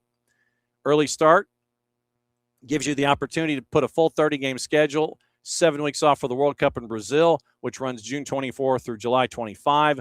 Previous earliest game in league history, Challenge Cup March 7 of last year, Orlando and Washington. Preseason now, first week of January, 6 weeks after the championship game, shortest offseason the league has ever had. Neutral Site Challenge Cup, February 6. Regular season closes decision day, October 31, championship on November 20. League's Board of Governors had floated a proposal earlier in the year to flip the calendar entirely, shifting to a late summer to a late spring finish before the Players Association wasn't too keen on that, playing conditions in cold weather markets. Board scrapped the vote, committed to the current calendar through at least 2030, which makes this early start more than it just being a one-off. It's the reality going forward. MLS shifting to fall to spring. NWSL clubs share stadia. Next year's schedule built with more venue uncertainty. So keep an eye out on all of that. And so that is your NWSL update. But the disciplinary committee in Major League Soccer came out with a note yesterday. I think it was late yesterday afternoon. And they came up with, and Rich mentioned this in the Twitch pitch, about how you had Rich was discussing Atlanta United flopping, and he said, flopping against the Union? What color is the kettle? So yesterday, MLS Soccer came out with 2 judgments out of Disco, and I find them intriguing. I do. I find them absolutely intriguing. So where's my disciplinary maneuvers here? Hang on. It's got to be like in news. So hang on. So news, transfer tracker, reports and transactions, power rankings. I don't need this. I want to get the wording correct. I want to get the wording correct. Crew, by the way, have acquired Chilean forward Gonzalo Tapia this morning. That happened from Sao Paulo. And it is a loan lasting through the sprint season, including a purchase option. 24-year-old Chilean international, 30 plus 10 in 172 matches. Broke through at Universidad Católica, moved to River Plate. Now he's at Sao Paulo. 3 goals, 12 caps with Chile, featured at the 19 FIFA U17 World Cup. So Issa Tall is quite pleased with the loan pickup. So Tapia, Bryce Mendez, Eric Bailly. Laurent Courtois is serving as interim coach right now, with Crew sitting 11th in the Eastern Conference. So a pickup on aisle 6 for Crew, and they now pick up another forward. So disciplinary committee came out with an addendum. So notice of suspension. So suspended. So an AME high, 1 caution away from a suspension and a fine. So now I'm going to have to find the email because it's not posted. All right. So a disciplinary committee came out with an addendum to everything yesterday. And it came out about 4 o'clock yesterday afternoon. Tomas Jacob violated the league's policy regarding simulation and embellishment in the 12th minute of Atlanta's match. And then they fined an AME high for failing to leave the field in a timely manner in the 26th after his red card. First point, I'm intrigued that they would pick up Tomas Jacob and not mention a boatload of others that happened during the week and just give you Tomas Jacob. They do give you Dor Turgeman, by the way. Turgeman for embellishment, and Minnesota United found in violation of the mass confrontation policy in the 62nd minute of their match against San Diego. Violated the policy for the first time. Fines issued and to the club and head coach Cameron Knowles. So you get embellishment violation, simulation embellishment for both Tomas Jacob and Dor Turgeman. And then because your center ref is basically yelling and having a conversation with an Atlanta United defender, you decide that you're going to fine the defender because the center ref is yelling at him after giving him a red card and not allowing for the back and forth. So it's okay for a center ref to have an elevated vocal conversation that was two-sided, or would have liked to have been two-sided. And so you end up with an AME high getting a fine for failing to leave the field in a timely manner after getting a red card as he's being yelled at by the man in the middle. Got it. Okay. So, yeah, disco decisions, Tomas Jacob, simulation embellishment, an AME high, fined for failing to leave the field in timely manner, Turgeman violating simulation embellishment policy, and Minnesota United in violation of mass confrontation for their matchup against San Diego FC. So those are the notes from yesterday when everything got added to it. I'm trying to see if there's anything else. Vuzinha has officially checked in at Colo-Colo, And that's going to be very cool as well. To see that for that deal in 18 months, 18-month deal with Vazinha and Colo-Colo. Let's see. Is there anything else that I might have missed on the day? I don't think I missed anything there. I don't think I've missed anything on that one. I think we're close anyway. Tomorrow on the network, we're going to have Alex Abnos from The Guardian. And we're going to talk a couple of things, considering he was at the press conference for Larry Berg yesterday. We'll catch up with him a little bit about that. And then also, if you have not read it, READ space IT. When The Guardian came out with their piece on the investigation involving Austin FC, Alex and Pablo Maurer were the two on the byline for that story. And so I wanted to bring Alex in to discuss the story and basically the journalism that goes on behind it on a story that is as touchy a subject as that one is. So you have to be sound journalistically in your reporting, and you've got to get it right. So I wanted to bring in Alex to discuss the story, see if there's any update or where things stand, and then piecing it together. I wanted to get into the journalism about the whole thing and go over piecing something like that together that you've got to get right the first time. So Alex Abnos is going to join us off the top tomorrow. The Power Hour is going to be in hour number 2, and we'll go over everything Leagues Cup about 9:30 to 10, and we'll recap everything with news and all that kind of stuff coming up tomorrow morning at 9:05. So morning, David. Morning, Rich. And we're going to block them over here as well, just to we're going to do what the trouble that we got into because I couldn't figure out how to blow up a font. It was, so we're taking care of it twice. And that way you will definitely take care of it and go from there. All right. So morning, David. Morning, Rich. Morning, Abby. And yes, Abby, I will catch up with you offline.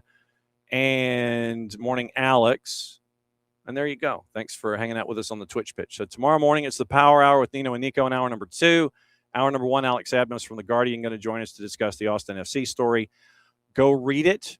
That's your required reading for the day to get caught up. So when Alex comes in off opening kickoff tomorrow, we can break it all down and lay it all out for you there. So it's another go-around of SDH AM. Thanks to our buddy Bill and Dylan Butler for coming in and breaking everything down Leagues Cup because he had a late night, and that's why I didn't want to keep him. It's always great to see what's on Dylan's mind. And, yes, if you have a chance to see Nahuel Guzman, it's must-see TV. Back at it in a little less than 22 hours. Thanks for dropping by for another go-around of SDH AM. Don't forget, like, friend, be a part of our conversation here across all the platforms and here also from the Kaiser Permanente studios every single Monday through Friday, 9:05 a.m. Eastern time, breaking everything down for you for Soccer's Morning Show. And thanks for being a part of it, as you always are. Since it is the end of the show, that means one thing. It means I get to do this. Back at it again, 9:05 tomorrow morning Eastern time. We'll see you in a bit.